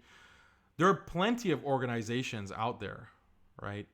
You have organizations like Muslims for Progressive Values, okay? Muslim Alliance for Gender, or for Muslim Alliance for Sexual and Gender Diversity. Okay? These are just outright calling for kufr. They're outright calling for, we need to accept same-sex behavior in Islam. We need to reform Islam to allow women to be leading the prayers and in all these masajid. We need to be making sure that the hijab is not seen as being religiously obligatory because that's body shaming. And so on and so forth. Like, we need to change when it comes to the Sharia. We need to change inheritance law so that men and women inherit equally in Islam. All of these kinds of reforms that they're pushing. You have groups that are already way out there, but the people who want to influence the Muslim community, the politicians, the centers of power, and we'll talk more about this in a second, they know that these groups they don't have any currency within the mainstream body of the Muslim community. No one cares about these extreme progressives because they don't have a platform in the masjid. They don't have a platform at ISNA. They don't have a platform at, the Islamic institutes. So there's not much bang for your buck if you pay someone like Irshad Manji, or you pay someone like Zuhdi Jasser, or I don't know if these are familiar terms to you. You promote someone like Tariq Fatah or Majid Nawaz. These kinds of figures, you can promote them and pay them and try to control them. But the average Muslim is not really going to pay attention because they're already a tarnished brand. Okay, they're already understood as being contrary to the Muslim community's interests. They're already seen as agents, right?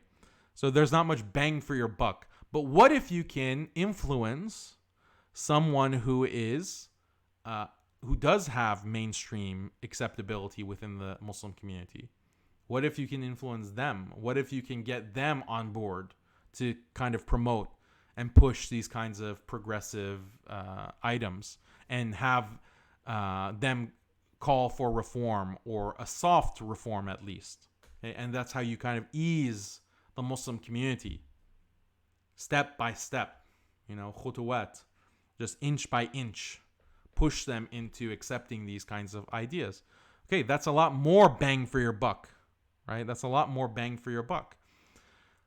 So that's why some of these figures, some of these activists are so important. Okay, and that's why we have to be watching for that. We have to be monitoring that. And we have to publicly call it out, as I've done in this article when I call out Dalia Mogahed. Okay?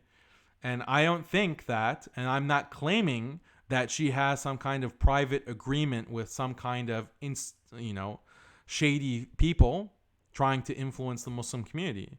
That's not how it works, right? In many cases. It's not something overt like that. There are instead benefits, right? It's an institutional, structural thing where certain kinds of Muslims are promoted and certain kinds of Muslims are able to get access and get exposure, right? And this is how you're incentivized as a Muslim figure to start changing your views, to start promoting certain ideas and being quiet about other ideas. And I know this because I experienced it myself. And how is this happening, right? Okay. What does a Muslim figure have to gain by being quiet on the LGBT issue? What is there to be gained by that? I mean, it's obvious. It's obvious. If you talk about LGBT in the way that it should be talked about, you're going to be banned. Right? Nowadays, you're just going to be outright banned. But for more than that, you're not going to have the same kind of access. You're not going to be, you're not going to have a kind of position at a university. You're not going to be able to have a successful academic career, right? You're not going to, in certain cases, get government funding or government endorsement. I mean, this is a big issue in the UK, more so than in the US. But in the US, it's starting to become an issue too. Certain kinds of positions, public positions, you're not going to be promoted even in your place of work.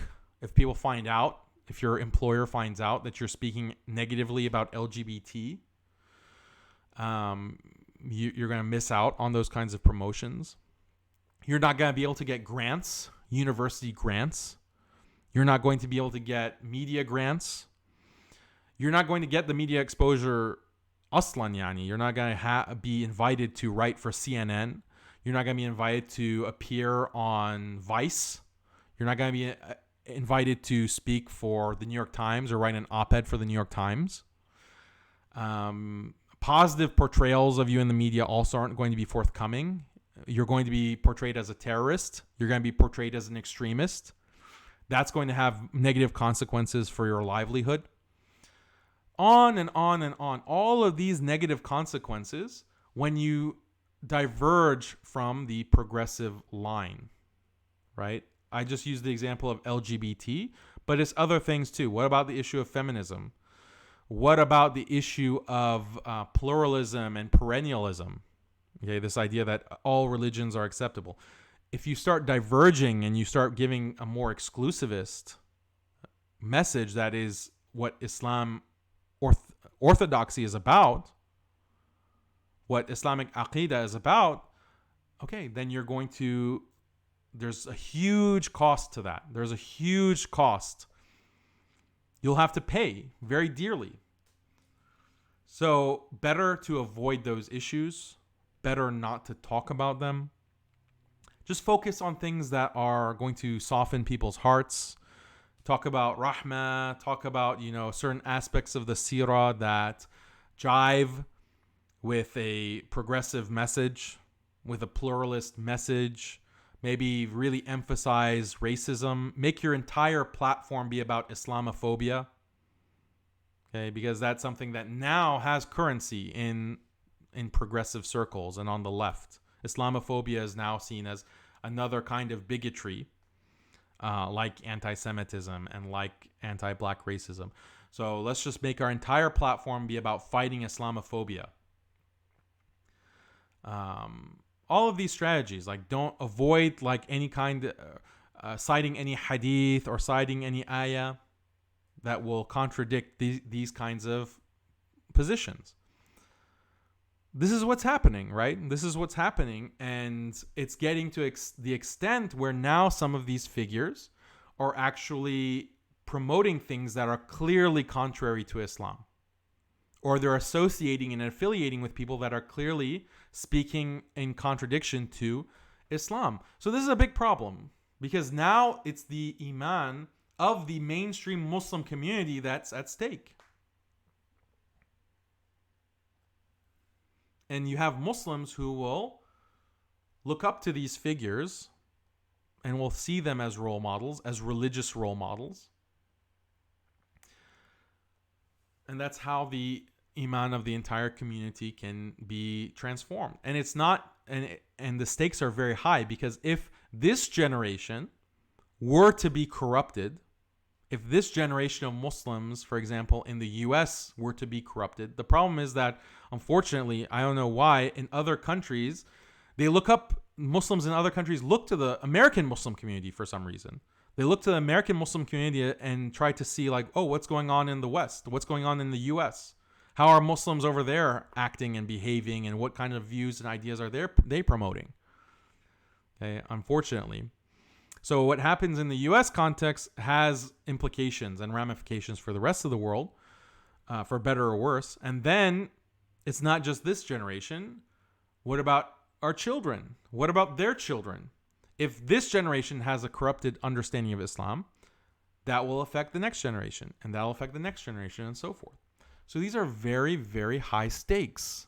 You can't have Muslim figures who are considered to be religious leaders who are going and speaking at these mosques and at these very highly visible venues, also publicly promoting a online blog that is normalizing LGBT, that is promoting zina, promoting gender mixing and taking off the hijab.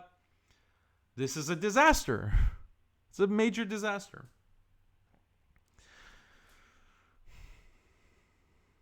So this is the motivation for writing about Dalia Mogahed. And alhamdulillah, when I wrote it, most people, even people who normally criticize me, they said this is valuable to know this. Okay, this is valuable information, and they actually thanked me for it.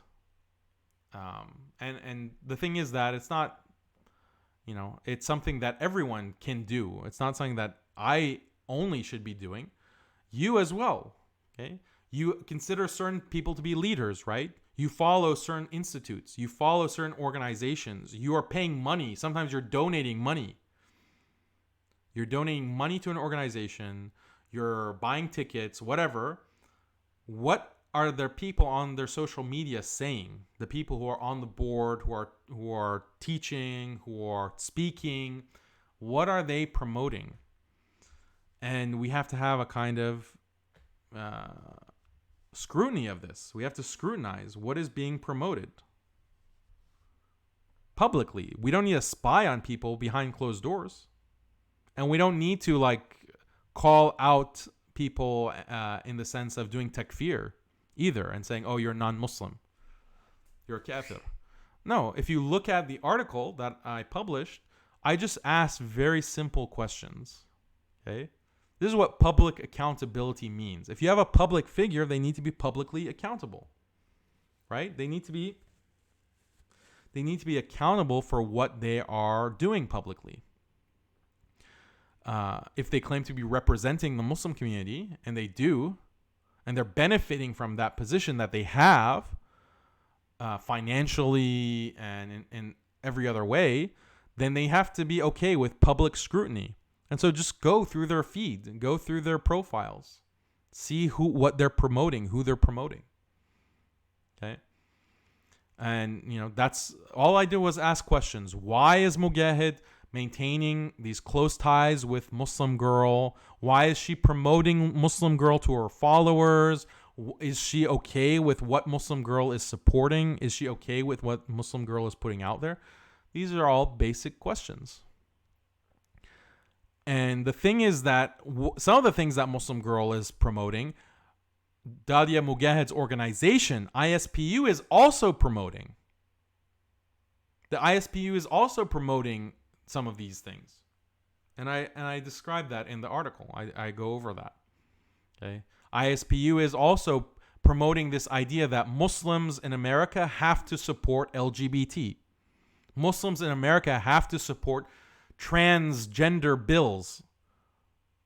Okay, if you look at ISPU's social media and you look at Dalia Mogahed's social media, they have a record of promoting transgender bills. What is a transgender bill?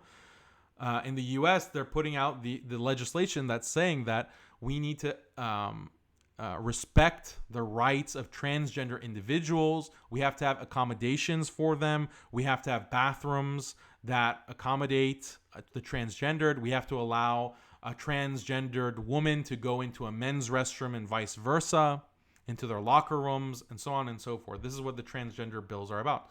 If someone claims to be a man or claims to be a woman, you have to respect their pronouns and to speak to them using their preferred pronouns. So all of this bizarre legislation that maybe if you're not in the West, you haven't even heard of these kinds of ideas, these extreme views. These are the kinds of things that are being promoted by Dalia Mogahed and her organization. So go to ISPU, go to their website, go see who is affiliated with them, and you can ask these questions, right?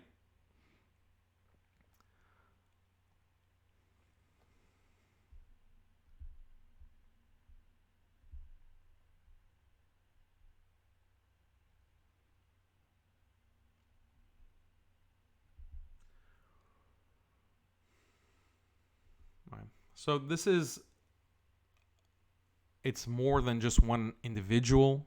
It's more than just one organization. I just focused on one in the article, but you have to be able to see broader connections. And so in the future, inshallah, others are working to bring more information and more scrutiny to the community on these kinds of issues and these connections, inshallah. But I'm encouraging you as well to be vigilant, to ask questions, to not just assume that, such and such person has this position, is speaking at this masjid, then therefore they must be legitimate. No, you should do your homework as well. Okay, you should see what they're promoting and what kind of alliances they have. This is a responsibility that we all have. Okay, this is a responsibility that we all have. And if there's something that requires asking a question, you ask a question. You ask the question and you have to demand answers as well. That's what's so audacious. Like some of these people. So this is what happened. I wrote the article and then Dalia Mogahed herself responded to the article with a Facebook post. And that Facebook post, it was a train wreck. It was an absolute train wreck. She avoided answering all questions. She even said that, look, I don't have to justify my association with Muslim Girl. I don't have to justify it. Right? That's what she commented on her post, responding to the article. Like, isn't that audacious? Isn't that brazen? You're affiliating and openly praising Muslim Girl that is also has all this garbage on it, and then you don't even want to be asked or questioned why? You don't even want to be scrutinized for that? That's bizarre. Like, that's corrupt. That's corrupt to think that you're immune from criticism. And that's what she said in her response. She said that Daniel wrote all this. She called me a fasiq, which means, a sinful, evil person. And she called me a bunch of other names. But that, that's neither here nor there. But one of the things that she said substantively is that, well, Daniel didn't privately consult me before publishing this article. So it's illegitimate that he did that. She says, against Islamic etiquette. It's against Islamic etiquette to criticize someone without privately, having a chat with them. Where is this coming from? I've never heard of such an Islamic etiquette before. Okay? She's a public figure doing public things, writing publicly. She's appeared on, mainstream news as a pundit, as a commentator. She's interviewed. She has articles appearing in mainstream news. She has thousands of social media followers. So no one can criticize her without first privately having a chat with her. I don't know her. I've never talked to her. It's not like I have her phone number on speed dial. I'm just going, oh, hey, what's up, Dalia? I had some questions. No. If you're a public figure and you claim to be representing Muslims and you're benefiting from that position, then you have to be open to accountability. What about transparency? Isn't this a value that people are always promoting? It's a good value. Yeah, you should be transparent. Who are you involved with? Who is funding you? What are your affiliations? What do you stand to benefit from the things that you're promoting? This is what transparency means. This is what transparency means. If you're open and transparent, then you should be open to scrutiny. You should be open to critique and criticism. And then people can decide is the criticism and the scrutiny justified or not. People could say that, oh, Daniel, this is completely illegitimate. How dare you? Like, the points that you're bringing up make no sense. You have bungled it up, and this is all garbage. People can say that. People can criticize me and scrutinize me. People are constantly doing that. People are constantly attacking me. And most of their attacks on certain places are completely bogus and illegitimate. Right? But if someone does criticize me on a legitimate basis, I respond to that. And I like to respond to critique and criticism. That's what it means to be open and to have a discussion with people and try to learn and improve and teach others, learn yourself. But that's not what apparently Dalia Mogahed thinks is appropriate, because I didn't privately message her or talk to her. Then how dare I write this article criticizing her? The other thing is that it's not like her support of Muslim Girl was just a one-time thing. It's not like she just had one post saying, oh, Muslim Girl is great. She has a long history, going back years, of engaging with them, of appearing on their website, okay, of them promoting her and her promoting them. So it's not just like some one-off. So the question I asked is that, well, if you want private consultation, if that's so important, if that would have made a difference for Dalia Mogahed, the question that comes to my mind is, why haven't others brought this up? Why haven't others in Dalia Mogahed's circle of scholars and du'at that she has? Because, like I said, she's sitting on these different boards, and she is considered a leader and is often on the same panel or at the same conference or the same convention with scholars. Okay, who they can see what she's into. They can see what she's promoting. Otherwise, why would they invite her to sit on the same panel as they are on? Or why would they invite her to be on the same board as a board of trustees or board of scholars or advisory board? Why would they do that without doing a background check on what she's promoting and who she's affiliated with? So were those scholars, did they not do their homework? Were they just not aware? Or were they aware and they advised her and then she ignored their advice? Or were they aware but they stayed silent and they didn't tell her anything? Like, which option? Each option is worse than the other. But no, it's my responsibility, Daniel Haqiqatjou, who has to go and advise Dalia Mogahed privately. Oh, sister, you know that Muslim girl is kind of pushing some stuff that's really bad? And then she's going to say, oh, SubhanAllah, I didn't realize that. Okay, maybe that would happen. Okay, but she doesn't have to answer to me. I'm nobody. I'm just a guy, as I've said before. What she can do, she can answer the questions that I asked, that others are asking her. And that was the good thing about her response on Facebook, that all the comments, 90% of them were against her.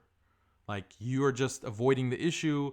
You're not addressing the questions. You're deflecting the criticism. Just be honest. Tell us, like, why do you have this kind of affiliation? And all she said was, well, I don't have to justify that.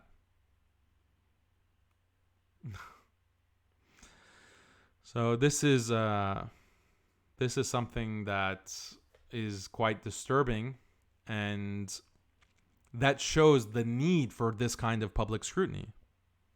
That shows the need, because if someone isn't publicly calling it out, and that's the thing that a lot of people aren't aware, like some of the comments on the article and on social media were like, wow, I had no idea. I thought Dalia Mogahed was, just doing great.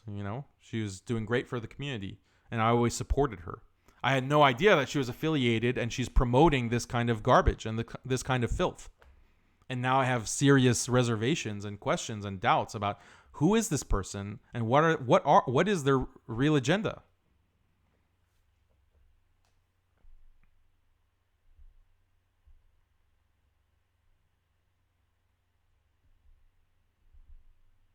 See, when it comes to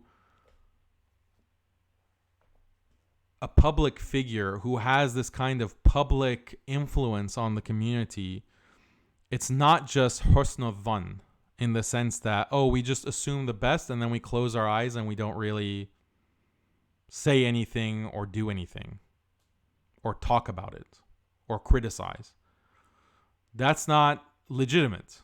Husn dhann, thinking the best of someone, that can lead to a high level of harm. Right? If for example, you're a father and you have a daughter and a man comes and says, I want to marry your daughter, you can't just say, I have husn dhann, here's my daughter, I accept, get married. I have husn dhann, I'm not going to scrutinize you. I'm not going to look into you. I'm not going to ask people around about you. Right? No, you have a responsibility. There's a lot at stake. You have to do your due diligence. You have to do your homework. You have to ask the tough questions. You have to hold the person accountable, and you have to expect transparency from that person. And the only person that's affected in that is your daughter, and then maybe, the family is affected. So what about someone who is going to affect the entire community? How much more scrutiny is justified and necessary in that case? How much more transparency is required in that case? You need to have public accountability. And the thing is that I have a lot of experience talking with different figures who are at the level of Dalia Mogahed or even more prominent than her. And I'm not going to name drop, but I'm just going to tell you like my experience with private consultation. I have privately consulted with people and told them that this is not right. You're actually spreading deviance. You're causing harm. And their response was, well, Daniel, you just don't know what you're talking about. Or, there's this issue and this issue. And they try to like weasel out of it. And then what I realize is that public scrutiny actually does get a response. So then when you actually write something publicly and you criticize something publicly, then their tune changes. Then their attitude changes. Okay? Then they have to respond. They only have two choices. They can either respond, and maybe they're going to correct their ways and they're going to amend for the wrong things that they've done in the past, which is great. That's what we want.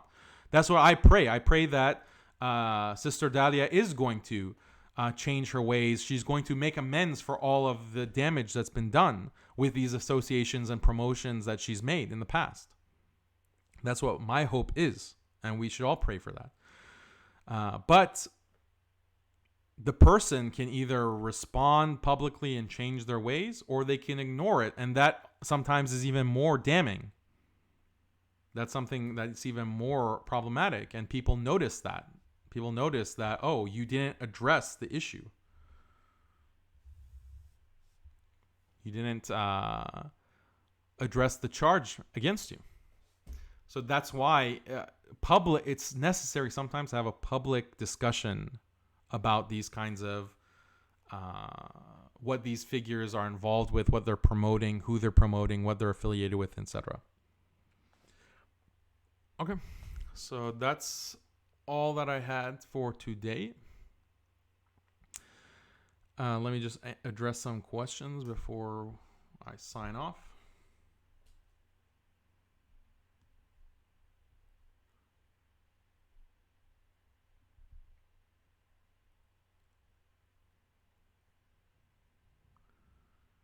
Yeah, so Amir says one of the responses to silence people is to say, oh, you're not a scholar. You're not a scholar. And this is a stupid, only really stupid people will bring this kind of objection up. Why? Like this kind of scholar card. I mean, I can dedicate a whole episode to it. But scholars are important, of course. Ulama are important. Have I ever disrespected the idea of scholarship? No. And if I have, may Allah forgive me, because that's a mistake. Have I ever claimed that I'm a scholar? No, never. I've never claimed that I'm a scholar. But is it only scholars that can say that it is wrong to promote a website that is publishing something normalizing zina? Are only scholars allowed to make a statement like that? Are only scholars allowed to say that it is we don't want to support a person who is affiliated with a website or a person that is pushing for LGBT, that is promoting fahisha? Can only a scholar say that? If so, where in Islam is that requirement? Okay? That only scholars can do amr bil ma'ruf wa nahi anil munkar. Only scholars can enjoin the good and forbid the evil. Where? Who has said that ever? I'm not, when I'm writing and speaking publicly, I'm not doing some kind of ijtihad in the sense that I'm trying to push something like a fatwa on an issue. I'm not trying to be a mufti and trying to promote my personal ijtihad on an issue. No, the only thing that I'm calling out are things that are known by necessity, that all Muslims know. Do you have to be a scholar to say that same-sex behavior is wrong? Do you have to be a scholar for that? Do you have to be a scholar to say that zina is wrong? Do you have to be a scholar to say that the Sharia is good, that we love the Sharia? Do you have to be a scholar to do that, to say that? Do you have to be a scholar to say that kufr is bad? Do you have to be a scholar to say that going to a religious service and praising the religious service of Christians is bad, is wrong? Do you have to be a scholar for that? Ajib, yeah. It's so bizarre to me that someone can be so stupid to think that. But think, what are they trying to do? They're trying to silence, okay, the Muslim community. The ummah is not corrupted. The ummah knows that these things are wrong. And they're rising up to say that this is wrong, we don't accept this. They're doing the amr bil ma'ruf wa nahi anil munkar. They're calling out bad. They're enjoining good. And then you have certain, social media figures who claim to be scholars themselves, who are saying, no, shut up. You're not a scholar. Shut up. Know your place. Stay in your lane. How dare you?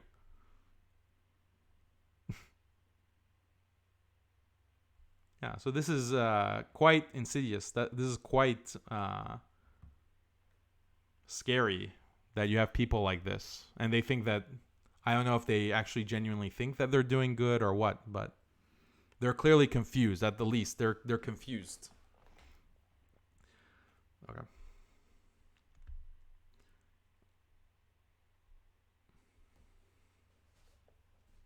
Yeah, exactly. So in Surah Yasin, so in two places in the Quran, it's mentioned that someone came from the outskirts of the city to warn people that you need to follow the messengers. Right? These were strangers who came from outside. They weren't scholars. They weren't characterized as ulama. They're just people who are enjoining good and forbidding evil. But we've lost that sense that someone can enjoin good and forbid evil and not be a scholar. Again, this is ignorance, mixing things up, not knowing the hudud, the lines.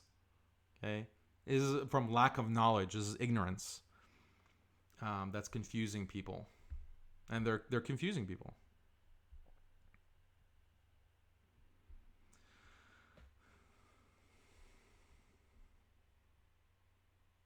Okay. So that is all. I don't see any other questions. Or I do, but I don't know the context. I still haven't figured out the right way to go about comments. My Facebook only shows the last 4 comments that are made. So I can't see anything before the last 4 comments. Okay, like for example, Brother Jordan asked, "Can you have her on and ask her? That would be good." I assume you're referring to Dalia Mogahed. Yeah, she can come on, and she can come on not because of like to talk to me or convince me. She can come on to explain to everyone else, to explain to the community her actions and her behavior, and make up for it. So if she wants to do that, she can come here on this show, or she can come better to go somewhere more prominent, maybe from her own page, and announce and explain herself and answer those questions. Yeah. Tariq asked, "Do you have plans to include a body of our imams to raise their voices against liberalism as well?" There are imams who are talking against liberalism, and I work with some of them. Some of them I have no contact with, but our ulama have been speaking against liberalism. Our ulama have been fighting against liberalism because liberalism is the main system of the colonial project. So we have many ulama who have fought the colonizers, and they've preserved Islam against the modernizing influence in North Africa, in the subcontinent, in Southeast Asia, in Turkey, in Sham. We have so many ulama. Okay, this idea that no one is talking about liberalism except Daniel. No, that's not the case. We have so many scholars who have in their spheres of influence, and their students have been teaching and fighting against modernism and liberalism and secularism. This is not something new. Okay? I'm bringing my own kind of information to bear on that, and hopefully that'll be beneficial. But I don't like this kind of idea that imams are not doing it. Yeah, they have been doing it. That's the other problem. Like, people think that the imams, they refer in their minds, they think just the few figures that they know on social media. Yeah, in that case, I agree. The most prominent people, some of the most prominent people, are silent on these issues, and that's part of the reason why they're so prominent, as I explained. So, but those individuals, the social media imams, the Snapchat imams, those are not the entire body of ulama. Okay. So, barakallahu fikum. That concludes another episode of Muslim Skeptic Live. I apologize for all the technical difficulties. I apologize if I said something wrong. That's from me and Shaitan, so please forgive me. I ask Allah for forgiveness. Inshallah, next week we will have another episode, and I'm planning to have a special guest, inshallah, which we will announce. So please follow on Facebook, on Twitter, subscribe on YouTube. Share this video if you liked it. Share it. Subscribe. Also follow MuslimSkeptic.com. If you're interested in taking courses on these kinds of issues, on modernism, liberalism, and so forth, subscribe to and enroll my learning academy, alesna.org. alesna.org. You can find a link on my social media as well, and you can subscribe or enroll and take full courses on these issues so you get more systematic knowledge and ability to critique these ideas, and inshallah gain a better appreciation for Islam and the wisdom of the Sharia and Islam as a whole. So barakallahu feekum. Inshallah I will talk to you next week. Assalamu alaikum wa rahmatullahi wa barakatuh.